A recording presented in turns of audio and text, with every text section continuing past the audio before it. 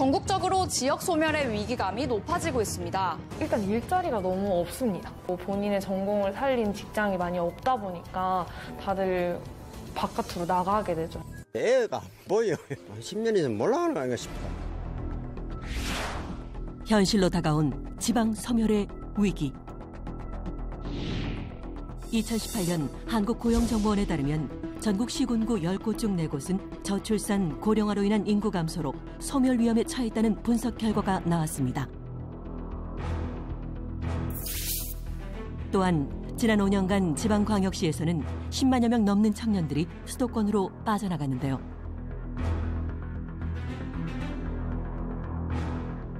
지속해서 인구 문제를 해결하기 위한 막대한 세금이 투입됐지만 수도권 쏠림 현상이 심화되면서 지방 소멸이 더욱 가속화될 것으로 전망되고 있습니다. 지방을 살리고 인구와 일자리, 경제 등의 문제를 해결할 수 있는 해법은 무엇일지, 또한 지역 발전을 책임지고 이끌어가야 할 주체는 누구인지 지방자치 30주년 국민이 만드는 나라에서 알아봅니다.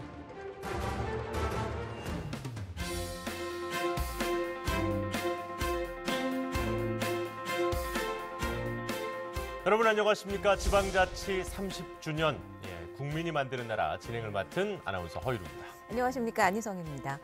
자, 국민이 만드는 나라가 벌써 5회째를 맡고 있는데요. 네. 그동안 모든 회차에서 다룬 이야기들이 참 중요하고 꼭 필요한 이야기였지만 오늘 우리가 이야기할 이 지방자치와 지역 발전은 특히 또 중요한 문제가 아닌가 합니다. 맞습니다. 사실 우리 지역에 있는 여러 가지 문제들이 있잖아요. 인구 소멸, 경제 위기 이런 다양한 문제점들을 우리가 진단을 한번 해보고 지방자치의 관점에서 이걸 어떻게 해결할 수 있을 것인가 함께 이야기를 나눠보도록 하겠습니다. 자, 함께해 주실 분들 소개해드리겠습니다. 조덕호 한국지역개발학회장 나오셨습니다. 안녕하십니까. 한국지역개발학회 학회장을 맡고 있는 대구대학교 조덕호 교수입니다. 네, 그리고 계속해서 김정섭 충남 공주시장 자리해 주셨습니다. 어서 오십시오. 반갑습니다. 공주시장 김정섭입니다. 자, 김현호 한국지방행정연구원 선임연구위원 나오셨습니다. 반갑습니다. 예, 반갑습니다. 한국지방행정연구원 김현호입니다. 네, 그리고 변광용 경남 거제시장 자리해 주셨습니다. 어서 오십시오. 네, 반갑습니다. 거제시장 변광용입니다. 네. 자, 오늘 이렇게 네 분과 함께 이야기를 나눠 볼 텐데요. 앞서 우리가 이제 영상에서 보셨습니다마는 우리나라 지방의 위기 정말 심각한 상황이다. 이런 얘기는 참 많습니다. 먼저 우리 조덕호 학회장님께 좀 여쭤보고 싶은데 저희 제작진이 조금 오버한 거 아닌가요? 정말 이렇게 심각한 상황입니까? 어떻습니까? 제가 볼 때는 좀 더 가야 되지 않을까 이런 생각을 그 정도인가요? 예. 차차 말씀을 드리도록 하겠습니다. 그러니까 이게 제작진이 과장을 한 게 아니라 오히려 더 심각하다 이렇게 얘기를 해주셨는데 네. 슬슬 우리가 좀 그 얘기를 해봐야 될 것 같아요. 그렇습니다. 네. 그러면 또 지방 정부를 직접 이끄는 입장에서는 어떻게 느끼시는지 궁금하네요. 위태롭다고 실감하십니까? 예, 지금 지방정부 위기는 이제 인구 감소 위기라고 한마디로 얘기할 수 있겠습니다. 인구 감소로 인해서 지방 소멸까지 말이 나오는데 설마 그럴까 싶을까 생각이 들어도 저희가 10만대 인구인데 1년에 1,500명 가까이 줄고 있거든요. 그러면 일반적인 시민들이 위축된 그런 감정을 가지게 되고 또 활력이 떨어지는 그런 문제가 있어서 이게 지방의 위기라는 것이 결국은 여러 가지 복합돼 있지만 인구 문제로 인해서 활력이 떨어지는 문제, 그로 인해서 기회를 제대로 살리지 못하는 문제, 이런 것이 지금 종합적으로 지방의 위기로 이렇게 나타나지 않는가 그렇게 생각합니다.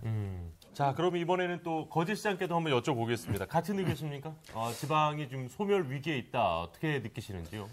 네, 저희 거제시뿐만 아니고 경남 18개 시군을 보더라도 비슷한 상황인 거죠. 저희 거제시 같은 경우도 인구가 조선업이 호황일 때 한 27만까지 이렇게 가다가 매년 줍니다. 매년 줄면서 지금 24만 2천여 명으로 지난해를 마무리했고요. 경남의 18개 시군들이 거의가 인구가 줍니다. 그럼 그 준 인구들이 어디로 가느냐? 결국은 수도권으로 많이 가게 되는 거죠. 그렇기 때문에 이 인구 감소에 대한 우리 공주시장께서 말씀하신 지방 활력의 위축, 그다음에 점점 이 활력을 잃어가면서 어떤 잠재력도 같이 이렇게 감소돼가는 이런 부분들이 결국은 전국의 어떤 지방자치단체들의 어떤 소멸위기 이런 얘기들이 나오지 않나 그렇게 생각하고 어쨌든 이 지방 소멸에 대한 그리고 인구 감소에 대한 이런 부분들은 국가적 차원에서 지방 정부들과 함께 어떤 대안 마련을 위한 노력을 하고 함께 이 위기들을 극복해 나가려는 그런 노력들이 절대 필요하다 그런 생각을 갖게 됩니다. 네. 그러니까 지역이 위기고 지금 지방 소멸의 어떤 그 현실에 직면해 있다. 이 상황은 모두가 이제 공감을 하는 거 아니겠습니까? 예. 네. 역시 이제 인구 감소가 가장 큰 좀 걱정거리로 지금 지방 정부를 이끌고 계신 분들은 얘기를 하시는 것 같아요. 그래서 그 원인과 해법에 대해서 오늘 이 시간 말씀을 나누어 볼 텐데 네. 보통 이제 방금도 말씀을 해주셨지만 인구 감소를 이야기하셨잖아요. 네. 근데 지방 소멸과 그 출산율 저하는 어떤 관계가 있는 건지 네. 우리 선임 연구위원께 한번 여쭙겠습니다. 지방 소멸하고 출산율 저하는 좀 이렇게 많이 헷갈리고 있는데 사실 관계가 없습니다. 관계가 없고. 관계가 없다고요? 네. 왜냐하면은 저기 지방 소멸 말하자면 그 소멸되는 지역 우리 네. 정부가 작년 10월 18일 날 우리나라가 89개 지역을 선정을 했는데 그 지역들은 수도권 지역이 아니라 대부분 뭐 전남이라든지 경북이라든지 이런 사정이 열악한 지역에 있는데 그 지역들은 출산율이 적어서 지방 소멸이 되는 게 아니라 지금 말씀하신 대로 인구가 빠져나가서 지방 소멸되는 지역이고 오히려 출산율은 뭐 영광, 의성 이런 데가 지방 소멸 지역들이 더 높습니다. 네. 그런데 이제 문제는 뭐냐 하면은 출산율이 높음에도 불구하고 다른 지역으로 이제 인구가 빠져나가서 그 지역은 소멸이 일어나고 대신에 이제 수도권 지역, 서울 같은 경우에는 청년이라든지 몰려오니까 밀도가 높아지고 주거 사정이 나빠지고 일자리 사정이 나빠지고 말하자면 결혼도 할 여건도 안 되고 결혼을 설사 하더라도 애를 낳을 형편이 안 되니까 저출산이 되는 거죠. 그럼 뭐냐 하면은 지방 소멸로 인해 가지고 사람들이 수도권으로 와서 서울이나 수도권의 출산율을 떨어뜨리니까 지방 소멸이 결국 우리나라 국가 전체적인 인구를 떨어뜨리는 이런 결과가 됩니다. 그러니까 이게 출산율이 낮아져서 바로 지방 소멸이 되는 건 아니지만 지방의 인구가 자꾸 빠져나가는 것이 결과론적으로는 또 출산율의 저하로 이어질 수 있다. 그렇죠. 교수님께서 말씀하실 때 국가 전체적으로 보면은 이 출산율이 이 지방 소멸과 직접 이제 관계가 없다 이렇게 말씀하셨는데 뭐 직접적인 관계가 없다고는 좀 저 입장에서 보면 좀 표현하기 좀 그런 것 같고 어쨌든. 국가 전체적으로 인구가 감소하는 부분들은 출산율 감소가 크게 영향을 미치는 것 같고 저희 거제시 같은 경우도 출산율이 한 3, 4년 전에 비해서 3, 4년 전 같은 경우에는 매년 한 4,000명 정도가 태어났습니다. 네네. 지금 지난해 기준하면 한 1,500명 정도밖에 이제 출산을 안 하게 돼요. 출산율이 낮아지는 거는 출산할 수 있는 연령대 젊은 부부들, 신혼부부들이 일자리를 찾아서 다 떠나게 됩니다. 특히 저희들이 분석을 해보니까 이 빠져나간 인구들의 거의 상당수가 20세에서부터 39세 청년기를 말할 수 있는 이분들이 일자리를 찾아서 많이 떠나가게 되는 겁니다. 네. 그렇게 되다 보면은 이 지역에서의 미래라든지 희망 그리고 아이들을 낳고 지역에서 일자리를 찾고 생활을 할 수 있어야 되는데 그런 여건이 안 되다 보니까 그런 데 대한 어떤 대안이라든지 정책적인 이런 비전을 제시하지는 못하면은 계속 이런 속도는 가속화되면서 지방은 더욱더 위축될 수밖에 없다. 우리 거제시 같은 경우는 다른 어떤 농촌 지역보다는 그래도 좀 양호한 제조업이 있기 때문에 좀 양호한 그런 축에 속하지만 여전히 이 인구 유출을 아주 심각하게 고민할 수밖에 없는 그런 지금 상황에 처해 있습니다. 공주시장께서도 공감하십니까? 이런 상황을? 저희도 숫자로 말씀을 드리면 1년에 그 1,000명 약간 넘게 돌아가시고 태어나는 것이 한 400명 정도 태어납니다. 그런데 전체 인구 주는 거는 그 갭은 600명 정도인데 전체 갭은 1,500명 가까이 되는 거거든요. 지금 저희 인구 분포를 봐도 20, 30대 인구는 굉장히 홀쭉하고 또 40, 50대 교육을 다 받고 지역에서 그래도 자영업이든 자기 사업을 하고 있는 분들은 또 이렇게 불룩합니다. 그렇게 보면 수도권이나 지방 거점 도시로 유출되고 있는 이 지방 중소도시의 위기, 이거를 일자리 문제나 교육 환경 개선으로도 또 같이 해결해야 되는 그런 문제가 복합돼 있다고 보겠습니다. 야, 이게 뭐 간단하게 일자리라든지 이런 걸로 또 풀 수 없는 문제만은 아니기 때문에 아무래도 이제 지방 정부에서는 또 고민이 좀 깊어지실 수밖에 없는 것 같습니다. 자, 자, 뭐 지금 계속해서 두 분도 얘기를 해주십니다만은 역시 이제 지방의 인구 감소를 얘기할 때 빼놓을 수 없는 게 수도권 집중 현상 아니겠습니까? 그렇습니다. 그렇다 보니까 아무래도 이 지방과 수도권 약간은 좀 또 대립되는 그런 모양새도 보이는 것 같은데 우리 김현호 선임연구위원께서는 이 문제에 대해서는 어떻게 보시는지 의견이 좀 궁금합니다. 네. 하다못해 제2의 도시인 부산까지도 팽개치고 이렇게 서울로 가고 또 얼마 전에 포항에 있는 포스코 회장님이 말씀을 하셨는데 천신만고 끝에 이렇게 취직을 해도 서울에 발령 안 내준다고 해서 조금 있다가 그만둔다 그럽니다. 그래서 이제 되게 특이한 현상인데 제가 생각할 때 이런 거는 아무래도 이제 우리나라가 중앙 집권적인 이런 역사 때문에 그렇지 않은가 이런 생각이 들고요. 참고로 이제 미국 같은 데는 50개 주가 있는데 50개 주 중에서 38개 주가 정치 수도하고 경제 수도가 각 주 안에서 도시가 나눠져 가지고 있습니다. 예를 들어서 캘리포니아 같으면은 이제 경제 수도는 LA지만은 정치 수도는 세크라멘토고 또 시카고 같으면은 일리노이주 같으면은 경제 수도는 시카고지만은 정치 수도는 또 다른 블루밍턴이고 이런 식으로 38개가 나눠져가 있는데 우리나라는 이게 서울이 정치 수도이자 지금 경제 수도고 뭐 이런 식으로 돼 있다 보니까 얼마 전에 우리나라 미국 대사를 지냈던 그레고리 앤더슨에 의하면은 그야말로 이게 서울 수도권이 블랙홀이 돼가지고 모든 걸 빨아들이는 그래서 이제 불가피하게 우리로 보면은 수도권하고 비수도권이 이렇게 좀 대립적인 뭐 이런 현상을 나타나고 있는 것 같습니다. 네, 그러니까 블랙홀이라고 이제 표현을 해주셨는데 뭐 일자리, 교육, 환경, 정치, 경제 모든 것들이 이제 수도권에 집중되는 이런 상황이 결국은 지방 소멸을 초래하고 있다. 학 회장님도 그렇게 생각하시는지요? 예, 저도 진짜로 동감합니다만 문제는 이제 우리가 이제 지방 소멸, 인구 소멸을 넘어서서 희망 소멸 시대가 됐다는 겁니다. 농촌 지역이, 중소도시 지역이. 그러니까 지금 소멸되는 것 자체가 문제가 아니고 희망이 없으니까 돌아가지 않는다는 겁니다. 그래서 그럼 왜 그래 됐을까를 보면은 우리나라의 모든 이제 경제 발전이나 정치 발전이 이제 세계에서 가장 빨리 되어서 많은 나라의 기반을 쌓고 있습니다만 이것은 중앙정부 주도로 되어 있는 겁니다. 그래서 뭐 좋은 측면이 있습니다만 반면에 거기에는 중소도시와 지방 농어촌들의 희생 위에 있는 겁니다.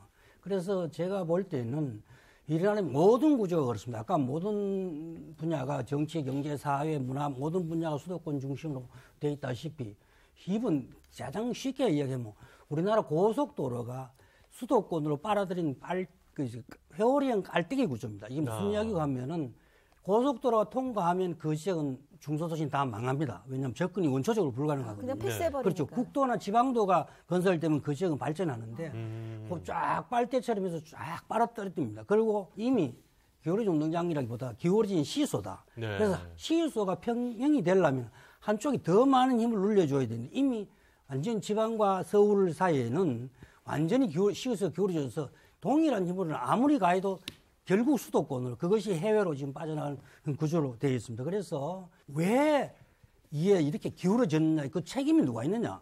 원초적인 책임은 바로 중앙정부 주도하에 이루어진 모든 정책이 지방의 희생하에 농어촌의 희생하에 되어 있다는 것을 말씀드릴 수가 있습니다. 이제 경제적으로나 어떤 민주주의 측면에서 세계 선도국이 되었지만은 국민이 전혀 행복하지 않은 나라가 되어버렸어요. 그래서 어떻게 하면 이거 이제 고루고루 행복한 나라로 만들 건가에 대해서 차기 정부에서 좀 더 심도 있는 노력을 해야 되지 않을까 생각이 되고 이제 직업의 문제나 이런 건 뒤에 또 계속해서 말씀드리도록 하겠습니다. 알겠습니다. 지금 일단 저도 상당히 좀 공감이 갔던 것 중에 하나가 고속도로 뚫리면요, 이 지역 소도시의 동네 마트를 안 갑니다. 뭐 20분이면은 고속도로 타고 아주 큰 그 지방의 대도시에 가서 그곳에 있는 대형 마트를 가는 경우 되게 많거든요. 사실 환자들도 그렇잖아요. 그 지역의 병원에서 뚫려 있으니까 도로가 바로 또 수도권으로 가게 되는 그 빨대 현상을 우리는 지금 겪고 있습니다. 그 부분 정말 공감을 많이 됐고 또 그리고 역시 이제 중앙정부 주도의 개발을 하다 보니까 그것에 대한 이제 반작용으로 지방이 상당히 이런 어려움을 겪게 됐다 이런 말씀도 해주셨는데 반대로 말하면 지방자치가 또 그만큼 빨리 제대로 이루어지지 않았기 때문에 또 이렇게 중앙정부 주도로만 하면서 발생한 문제다. 이렇게도 저는 이해를 할 수 있었거든요. 네, 그러니까 이제 앞으로 우리가 해야 할 일이 그렇죠. 결국 자치분권, 지방자치에서 해법을 찾아야 되겠네요. 네. 네. 자, 이 의견에 대해서 직접 이제 지방정부를 이끌고 계신 분들의 의견도 좀 궁금합니다. 네, 지방자치가 잘 안 돼서 이렇게 지역 불균형이 생겼다. 우리 공주시장님께서는 어떻게 생각하시는지요? 정치적인 개념에서 지방자치라는 것과 또 지역을 잘 발전시켜서 국가가 균형 있게 발전해야 된다는 것이 다 이렇게 다 복합돼 있다고 보는데요. 지금 저희 충남 같은 경우도 15개 시군이 있는데 굉장히 불균형 발전을 하고 있습니다. 우리 자체도. 그중에 9곳이 인구 감소 지역에 포함되어 있고요. 천안 같은 지역은 인구가 점점 늘어서 지금 65만까지 가고 있는데 제일 적은 군 같은 경우는 3만을 위협받고 있거든요.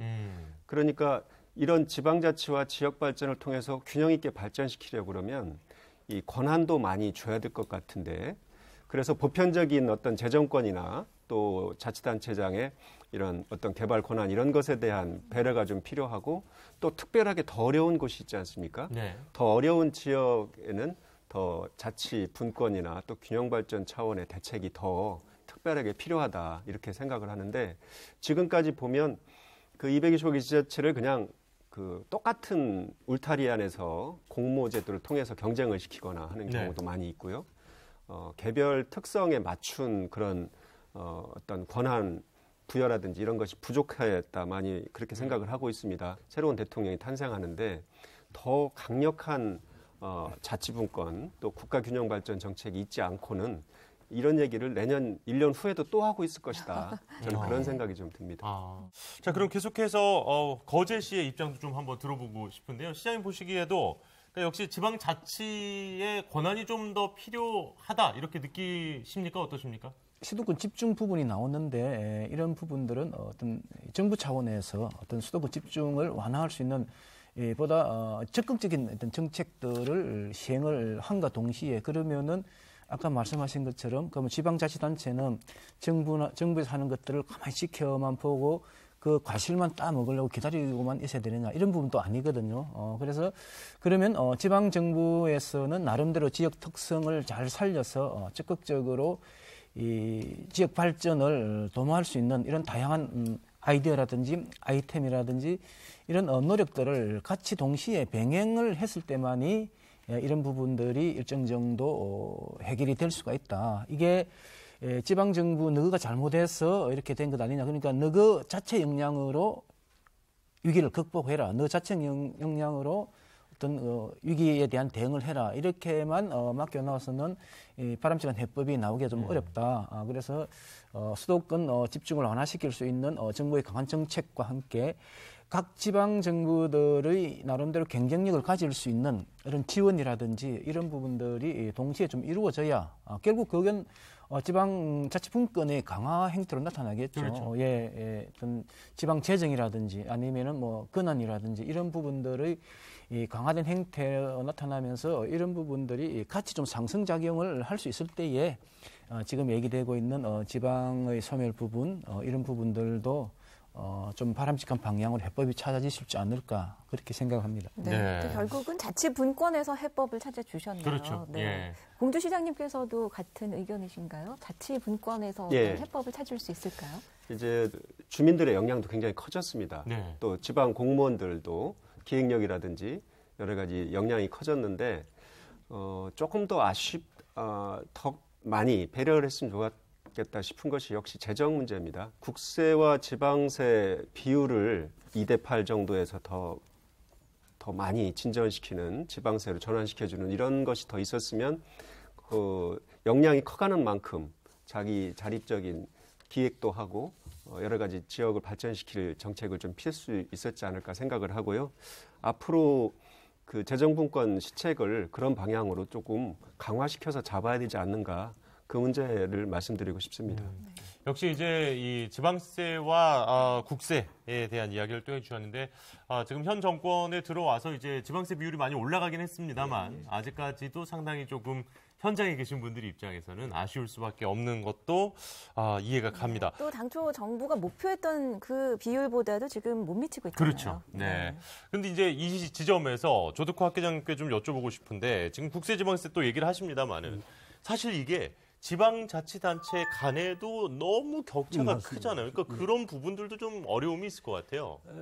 사실은 이제 우리가 지방자치단체를 묶어서 이야기는 굉장히 어렵습니다. 왜냐하면 이제 뭐 서울부터 시작해서 부산, 뭐 대구, 뭐 인천 대도시가 있는가 하면은 네. 거의 대부분의 지방자치단체들은 지방자치를 원치 않습니다. 왜 원치 않나 하면 그 지역의 세금을 걷어서 그 지역 공무원이 봉급을 다 못 줍니다. 그렇게 엄청난 격차가 벌어지고 있거든요. 그래서 그 문제를 해결하기 위해서는 지금 이 문제의 발생이 왜 이렇게 격차가 벌어졌냐에 대해서 고민을 해야 되고 우선 이제 산업화와 도시화가 중앙정부 주도적으로 했는데 만약에 우리가 역으로 생각해 보면은 각 지방자치단체 중심으로 경제 발전을 추구했더라면은 어떤 현상이 벌어졌을까? 예를 들면 이제 미국이라든지 뭐 독일이라든지 유럽이라든지 대부분 나라들이 지방자치를 먼저 하고 그것이 연합돼서 국가가 됐습니다. 그렇죠. 우리는 거꾸로 모든 것을 중앙정부가 다 하고 중앙정부 수도권이 다 하고 나머지 이제 하다 보니까 너무 많이 기울어져서 이제 지방에 겨우 눈을 돌리고 있는 그런 상태입니다. 그래서 각자의 살림은 자기가 살아야 제일 잘 삽니다. 그렇죠? 그리고 지방자치단체는 지방자치단체가 살아야 됩니다. 다만 그것이 얼마나 부족하냐, 얼마나 모자라냐에 대해서 중앙정부가 정확하게 알아야 되는데 요거는 약간 전문적입니다만은 지금 위성 영상, 그다음에 지리정보 시스템, 또 우리 내비게이션론, 그다음 통계정보 우리나라 자료가 굉장히 좋습니다.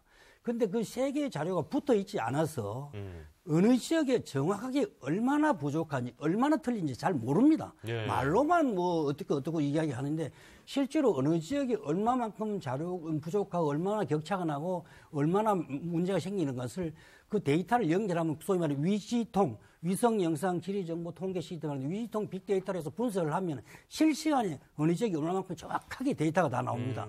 그걸 이제 분석 프로그램 돌리면 미래 예측까지 다 나오고요. 그래서 그걸 보고 국가 전체 차원에서 균형 발전의 정책을 잡아 나가면 되는데 그것 없이 그냥 뭐 BC래 특히 제가 제일 싫어하는 게 이제 예비 타당성 분석인데 예비 타당성 분석 무조건 수도권이 통과하게 되어 있습니다. 왜냐하면 수도권에 사람이 제일 많으니까 이용자가 제일 많으니까 BC 레이소가 당연히 높게 되어 있죠.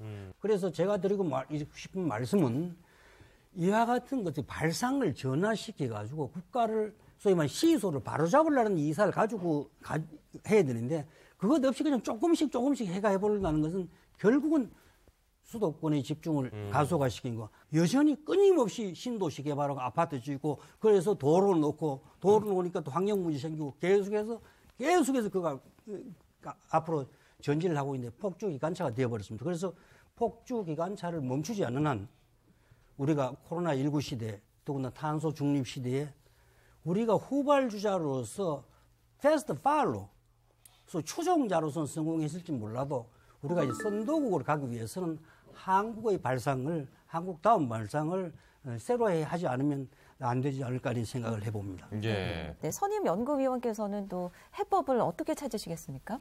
저는 이제 크게 보면은 국가적인 측면하고 하나는 지방 소멸하는 자치단체 자체 측면하고 이렇게 두 가지가 있다고 보는데요. 미국만 하더라도 전부 다 뉴욕 가지 않고 시카고도 가고 LA도 가고 뭐 이렇게 텍사스도 가고 간단 말이에요.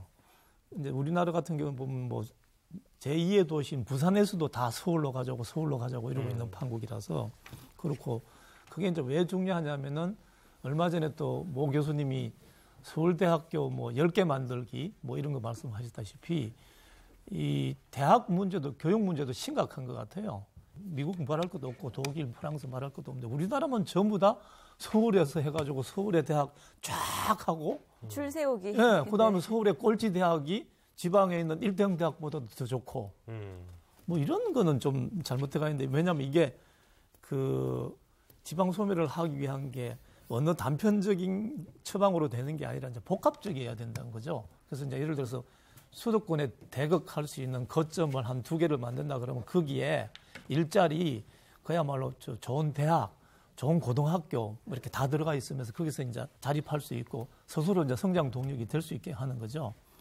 국가적인 측면에서는요. 그다음에 이제 소멸 지역 자체 측면에서는 아까 뭐 데이터 말씀하셨는데 이런 걸 잘 분석해가지고 자기 이제 지역에 맞는 특화 전략을 세워야 되는데 특화 전략이 아까 이제 거시적인 국가 전략하고 별개로 되는 게 아니라 그게 이제 병행되면서 같이 이렇게 보완하는 이런 시스템으로 이제 우선 가야 된다는 생각이 들고요. 또 하나는 문화적인 인프라, 이런 DNA가 다 서울지향적이고 뭐 1등 대학 이런 거에서 좀 바꿔야 될 것 같아요. 바꾸면서 다 더불어 사는 문화라든지 이런 것도 이제 복합적으로 하면서 꼭 서울만 살아야 될 게 아니라 또 뭐 다른 데서 어떤 터 잡고 살더라도 다 같이 이렇게 되는, 말하자면 그 DNA에 있는 이 잘못된 이런 것도 뭐 여러 가지 이런 그 처방이 필요하겠지만은 그런 것도 같이 병행해서 해야 지방 소멸 문제가 이렇게 해결될 수 있다, 이렇게 생각을 하고 있습니다. 네, 그 해법 중에 이제 말씀해 주신 게 이제 지역 거점을 육성을 해야 된다. 그렇죠. 그렇다면 지금 현재 우리나라에서의 이 지역 발전은 어느 정도 잘 이루어지고 있는지 지금 또 현직에 계신 분들, 우리 시장님들께 좀 여쭤봐야 될 것 같습니다. 역시 예산 문제도 좀 고민스러우실 것 같기도 한데요. 먼저 우리 변광용 거제시장께 조금 여쭤보겠습니다. 지금 어떻게 우리나라의 지역 발전, 지역 개발 좀 원활하게 이루어지고 있다고 보십니까? 어떠십니까? 우리 김현호 선임연구원님께서 말씀하신 부분들 중에 잠깐 언급을 해보면은 이제 수도권과 부근간은 어떤 거점을 육성할 필요가 있다, 이렇게 말씀을 이제 하셨는데 상당히 공감을 하는 부분들이고요. 저희 부산, 울산, 경남 지금 메가시티 지금 계획을 좀 추진을 하고 있습니다. 가덕 신공항 개통을 대비해서 부울경 지역을 하나의 수도권과 맞먹을 수 있는 어떤 거점 도시로 육성시키자, 이렇게 이제 구상을 하고 있는데, 역시 제일 크게 걸림돌로 작용하는 게 우리 교수님께서 아까 말씀하신 예타 문제입니다. 예타. 예. 실제 저희들이 대행 인프라 사업이라든지 그다음에 지역 발전을 가져올 수 있는 이런 큰 사업들을 하려면은 기획재정부의 예타를 통과해야 가능한 겁니다. 그런데 실제 예타 통과가 어렵습니다. 네. 예비 타당성 조사. 예. 인구들이 계속 빠져나가고 사람들이 찾아오지 않고 이런 객관적인 지표를 가지고 예비 타당성 조사를 하는데 그게 나올 수가 없거든요. 최근에 발표된 그 남부 내륙철도 김천에서 거제까지 연결되는 KTX 같은 경우도 아마 문재인 대통령께서 예비 타당성 조사 면제를 하지 않았다면 아마 이게 계획으로 입안되지 못했을 겁니다. 네. 김천에서 서부 경남을 해서 거제까지 가는 KTX가 빛이 부족을 하면 빛이 부족 안 나오거든요. 그러면 그 철도는 놓여질 수가 없습니다. 근데 지금 그 KTX를 통해서 이 서부 경남 그리고 동남권, 부산, 그다음에 통영, 거제, 고성 이런 동남권들의 발전 기대, 이런 부분들이 상당히 지금 커지고 그 현실화될 가능성이 많거든요. 그래서 정부 차원에서는 지방 소멸이라든지 그다음에 여러 가지 지방의 어떤 쇠퇴해가는 이런 부분들에 대한 고민을 하고 있다면은 그런 거점을 정부 차원에서 좀 집중적으로 지원함과 동시에 지역의 어떤 그런 성장 동력이 될 수 있는 대행 인프라든지 SOC 사업 이런 부분들에 있어서는 과감하게 예타 면제 제도를 통해서 좀 지방에 좀 활력을 넣어줄 수 있는 이런 부분들이 필요하다, 이런 부분들을 좀 이렇게 강조하고 싶고요. 어쨌든 현장에 직접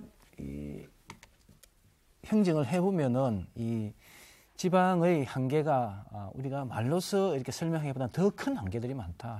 실제 조그만 중소도시는요, 어떤 웬만한 사업을 할 수가 없습니다. 이 재정 부담 때문에. 결국 그러면은 보통 교부세라든지 그다음에 공모사업 이런 것들을 통해서 이렇게 선정을 받아서 이렇게 사업을 할 수밖에 없는데, 그런 키들을 이제 다 중앙정부의 기준에 맞게끔 정하고 있는 거죠. 그럼 우리 지방정부들은 그에 따라서 맞춰서 이제 할 수밖에 없는 이런 이제 현실들이 있고, 실제 우리가 생각하고 있는 이런 위기들에 대한 해법들을 현장에서 구체적으로 이렇게 실현하는 얘기가 여러 가지 좀 제약이 좀 많다. 그런 말씀을 좀 드리고 싶습니다. 사실 그 예비 타당성 조사라는 게, 그러니까 지금 시장님 말씀을 들어보면 그런 거 아니겠습니까? 이게 사람들을 우리 지역으로 더 끌어오기 위해서 이게 필요한 건데, 사람이 없으니 이건 안 된다라고 해버리면 네, 맞습니다. 도대체 어떻게 그 사람을 우리가 이제 끌어올 수 있겠냐, 지금 이런 얘기를 해주신 것 같고요. 예, 그래서 저희들이 이제 그런 부분들을 호소를 합니다. 기재부 예비 타당 조사 이런 데 하면은 잘 안 받아들여져요. 그게 현실입니다. 예. 너무 좀 와닿는 말씀을 또 해주셨습니다. 우리 김정섭 공주시장님 의견도 좀 들어보고 싶은데요. 공주 쪽도 어떻게 좀 지역 발전과 관련해서는 현장에서는 어떻게 보고 계십니까? 뭐 공주 충청권도 마찬가지인데요. 저희도 예타 관련된 얘기가 하나 있습니다. 국가철도인데요. 공주를 거쳐서 부여, 청양, 보령으로 가는 조판선이라고 해서 조치원서부터 판교까지 보령 판교입니다. 이게 일제시대부터 있었던 철도 계획입니다. 근데 가장 최근에도 예타가 받아들이지 않았어요. 지금 말씀드린 대로 필요성은 있는 것 같다. 충청 산업문화철도라고 저희는 이름 붙이고 있는데요. 그런데 암만 해도 경제성이 안 나오는 겁니다. 그래서 저희 지방에서 지역 발전 내지는 지역 개발을 위해서 하는 보통의 방식이 이렇게 국가 사업을 요청하는 거 아니지 않습니까? 도로, 항만, 철도, 공항. 이게 이런 거에 걸리니까 그 다음에 이제 저희가 하는 방법이 공공기관 좀 나눠주세요 하는 방식입니다. 국가 공기업과 공공기관이 수도권에 집중돼 있고 아직도 많은 공공기관들이 이전할 수 있는 여력이 있는 곳이 많이 있습니다. 이것을 혁신도시를 건설하든 그렇지 않든 지역 개발을 위해서 각 지역의 고른 발전을 위해서 분배 전략을 강하게 갈 필요가 있고요. 그래서 저희가 자구적으로 이런 것들이 잘 안 되는 상황 속에서 하는 것이 이제 민간 투자 유치인데 민간 투자 유치도 이제 산업단지 개발이라든지 이런 것을 통해서 아니면 어떤 레저단지 개발이라든지 관광 인프라, 호텔이라든지 골프장 이런 것을 이제 유치를 하는데 그분들은 당연히 이제 수익이 나야 그렇죠. 투자할 수 있는 것이기 때문에 땅값이 싸다. 이런 것은 오지 않으시죠. 그러니까 땅값이 문제가 아니라 땅이 조금 비싸더라도 더 많이 오는 자리를 원한다는 그렇습니다. 거군요. 종합적으로 그분들은 경제성을 따지겠는데요. 지역은 확실히 땅도 넓고 땅값이 쌉니다. 개발 비용은 덜 들지만 그걸 회수해가는 시간이 많이 걸리기 때문에 민간 투자 유치도 쉽지 않아서 요즘은 이제 SPC 특수목적법인을 만들어서 공공기관과 그 민간 투자가들하고 같이 하는 일들도 하고 저희도 일반 산업단지도 그렇게 만들어서 성공시키고 있는데 공공기관 2차 지방 이전이 아마 큰 이슈가 될 것으로 보고 이번 선거 과정에서도 대통령 선거든 각 시도지사 선거에서든 많이 나올 것으로 보이는데 예를 들면 저희 같은 경우 저희 한 개 면 단위에 한 6천 명을 세종시에 떼주면서 세종시가 10년 전에 출범을 했거든요. 그러면 세종시가 행정중심 복합도시로 커갈 때 공주시 땅을 일부 활용해도 되거든요. 어차피 붙어 있고 유휴용지가 있고. 그래서 저는 그 행정수도권이라는 개념을 씁니다. 행정수도가 세종시를 중심으로 행정수도가 완성돼 가면 그 서울의 수도권의 문제를 안고 키울 것이 아니고 미리부터 행정수도권 개념으로 이렇게 기관과 자원과 편의시설을 나누어 배치하는 방식으로 미리부터 하면 행정수도가 수도권의 문제를 안지 않고 커갈 수 있지 않겠는가.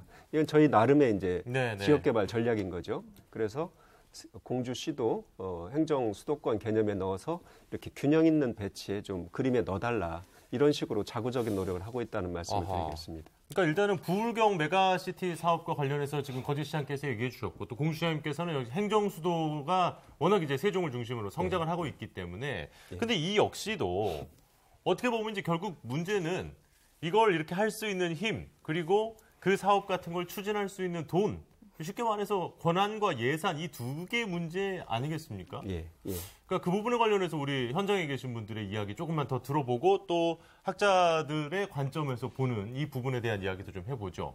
거제시장님께 먼저 좀 여쭤볼게요. 권한과 예산을 그러면 중앙정부에서 지방정부로 어느 정도 이양해야 좀 일을 내가 원하는 대로 우리 시민들을 위해서 하실 수 있겠다. 어떻게 느끼십니까? 저희들이 이 재원을 통해서 다양한 어떤 시민들의 욕구, 수요에 대응을 하고 그다음에 새로운 어떤 비전을 만들어내려면은 실제 많은 예산과 그다음에 인허가 관련이라든지 이런 이 절차적인 부분에 있어서 좀 재량권이 좀 부여해야 되는 이런 측면들이 참 큽니다. 그런데 실제 일단 예산 재원 부분만 보더라도 저희들이 중앙정부에서 이렇게 지원을 받을 수 있는 뭐 교통교부세라든지 특별교부세 이런 것들을 통해서 뭐 충당할 수밖에 없는 이런 이제 구조고, 그다음에 실제 기초단체 같은 경우는 대행 사업들을 할 수 있는 이런 어떤 그 권한들이 상당히 조금 적습니다.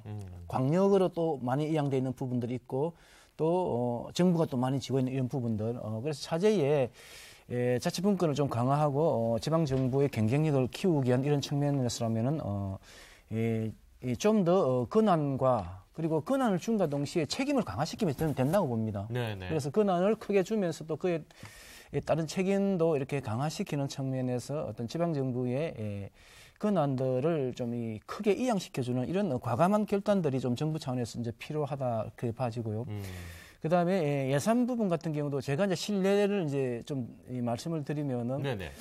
저희 시에서 나름대로 사업 제안을 합니다. 그래서 중앙정부를 찾아가서 이렇게 제안을 하고 이렇게 하면은 중앙정부 관료들의 보편적인 대답이 어떤 거냐면은 형평성 차원에서 예를 들어서 거제시만 이렇게 해줄 수가 없다 이런 말씀들 하거든요. 그러니까 사업의 내용이라든지 뭐 다장성 괜찮다 이런 부분들을 보는 게 아니고 전국에 243개 기초자치단체가 다 있는데 그러면 거제시만 이렇게 해서 우리가 정부에서 지원을 해주고 이렇게 그러면 하면은 바로 옆에 계시는 공주시장님이 서운해하시니까 거제시만 해줄 수 없다. 이런 그런 거 논리다 아니겠어요? 보니까 이제 정부 차원에서는 그냥 딱 정해진 대로 일괄적으로 지방 정부에 줄 수 있는 이런 부분들이 있으면 그 기회를 맞는 것들은 그냥 나눠주는 식으로 하지.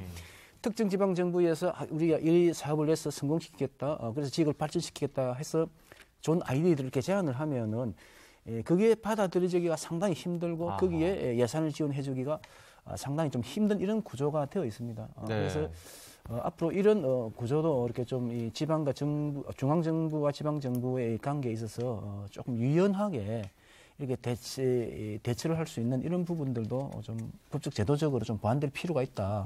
그래야 지방 정부에서 나름 좀 독립성도 이렇게 가지면서 어떤 발전 전략을 추구할 수가 있는데 지금 지방 정부의 발전 전략들은 결국 중앙 정부의 틀 아래 매일 수밖에 없습니다. 그러면 전국이 똑같은 유행, 똑같은 사업을 할 수밖에 없는 이런 구조고 그러면은 아까 늘 이렇게 말씀해 보셨던 이런 지방이 소멸되고 지방이 어려움을 겪는 이런 부분들에 대한 어떤 획기적인 발전 전략이라든지 아주 신선한 어떤 이런 전략들이 좀 나오기가 좀 어려운 그런 구조다.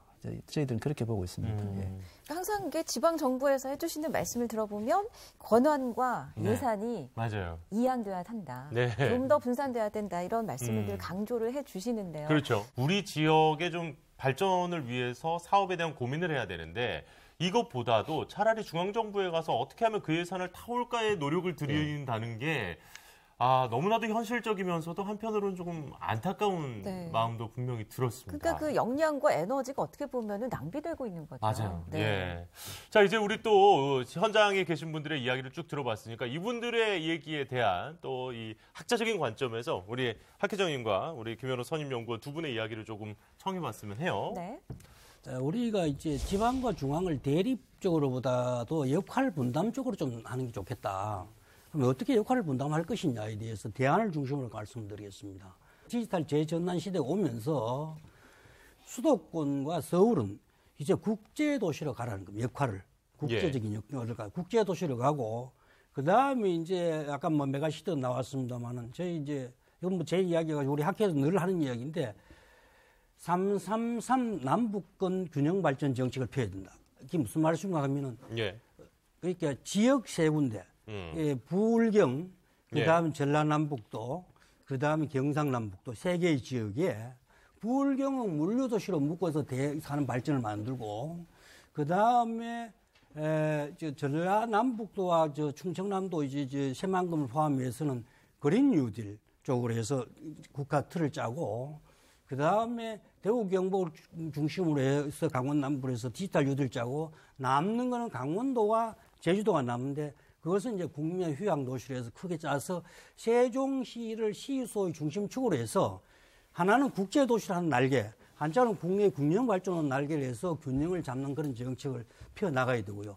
그 다음에 또 하나 말씀드릴 수 있는 것은 구독 농어촌 지원법을 말씀드립니다. 지금 이제 농촌에 가면 빈집과 빈 토지가 많이 있습니다, 지금. 그러고 뭐 이거 제 이야기 같습니다. 저희 팀에서 만든 것이 농지연금, 주택연금입니다.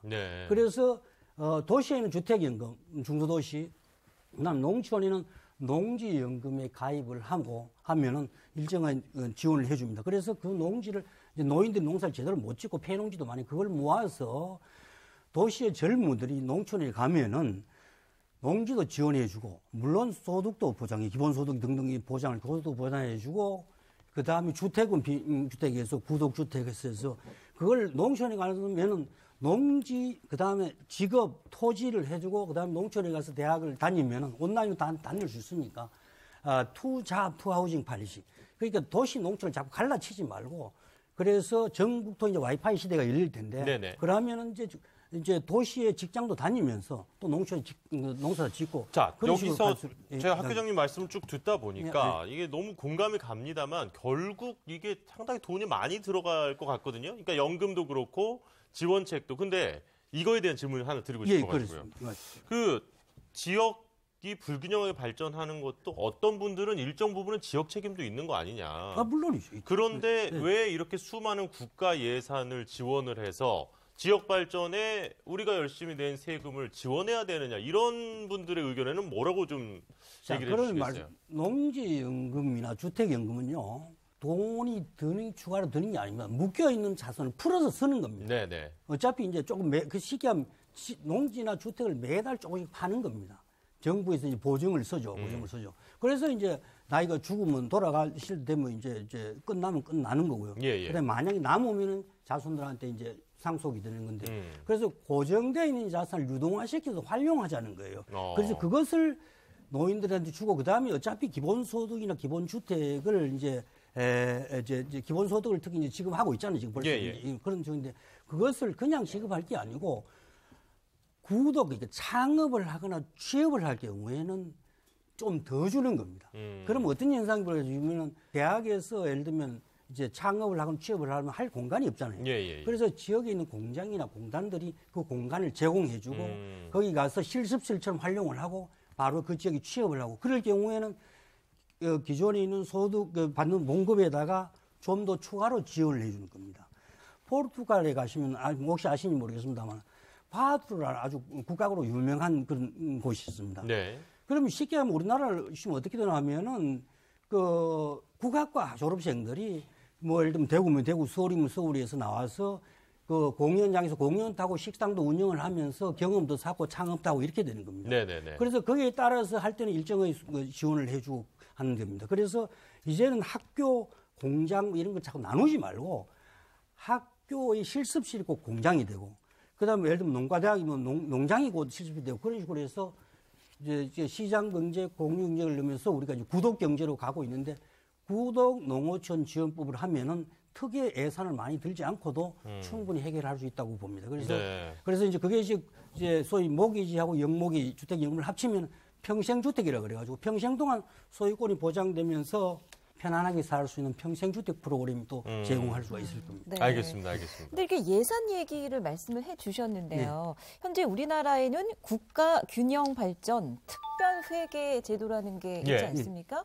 이 회계가 지역 발전을 위한 예산으로 알고 있는데요. 연구위원님 한번 설명 부탁드릴까요? 네. 지금 한 20년 가까이 이렇게 정확하게는 2003년도부터 국가균형발전 특별회계를 도입했는데요. 이건 뭐냐면은 불균형 발전이 너무 심하니까 사후적으로 불균형 발전을 이렇게 좀 개선을 하자 하는 처방적 차원에서 돈을 한 10조 정도 됩니다. 매년 10조 정도 모아가지고 이렇게 우리 지금 한 20년 가까이 되니까 200조 가까이를 이렇게 썼어요. 썼는데 이제 참여정부 때부터 만들어가지고 이게 불균형을 치유하기 위한 차원에서 돈을 마련한 돈이라고 보시면 되겠습니다.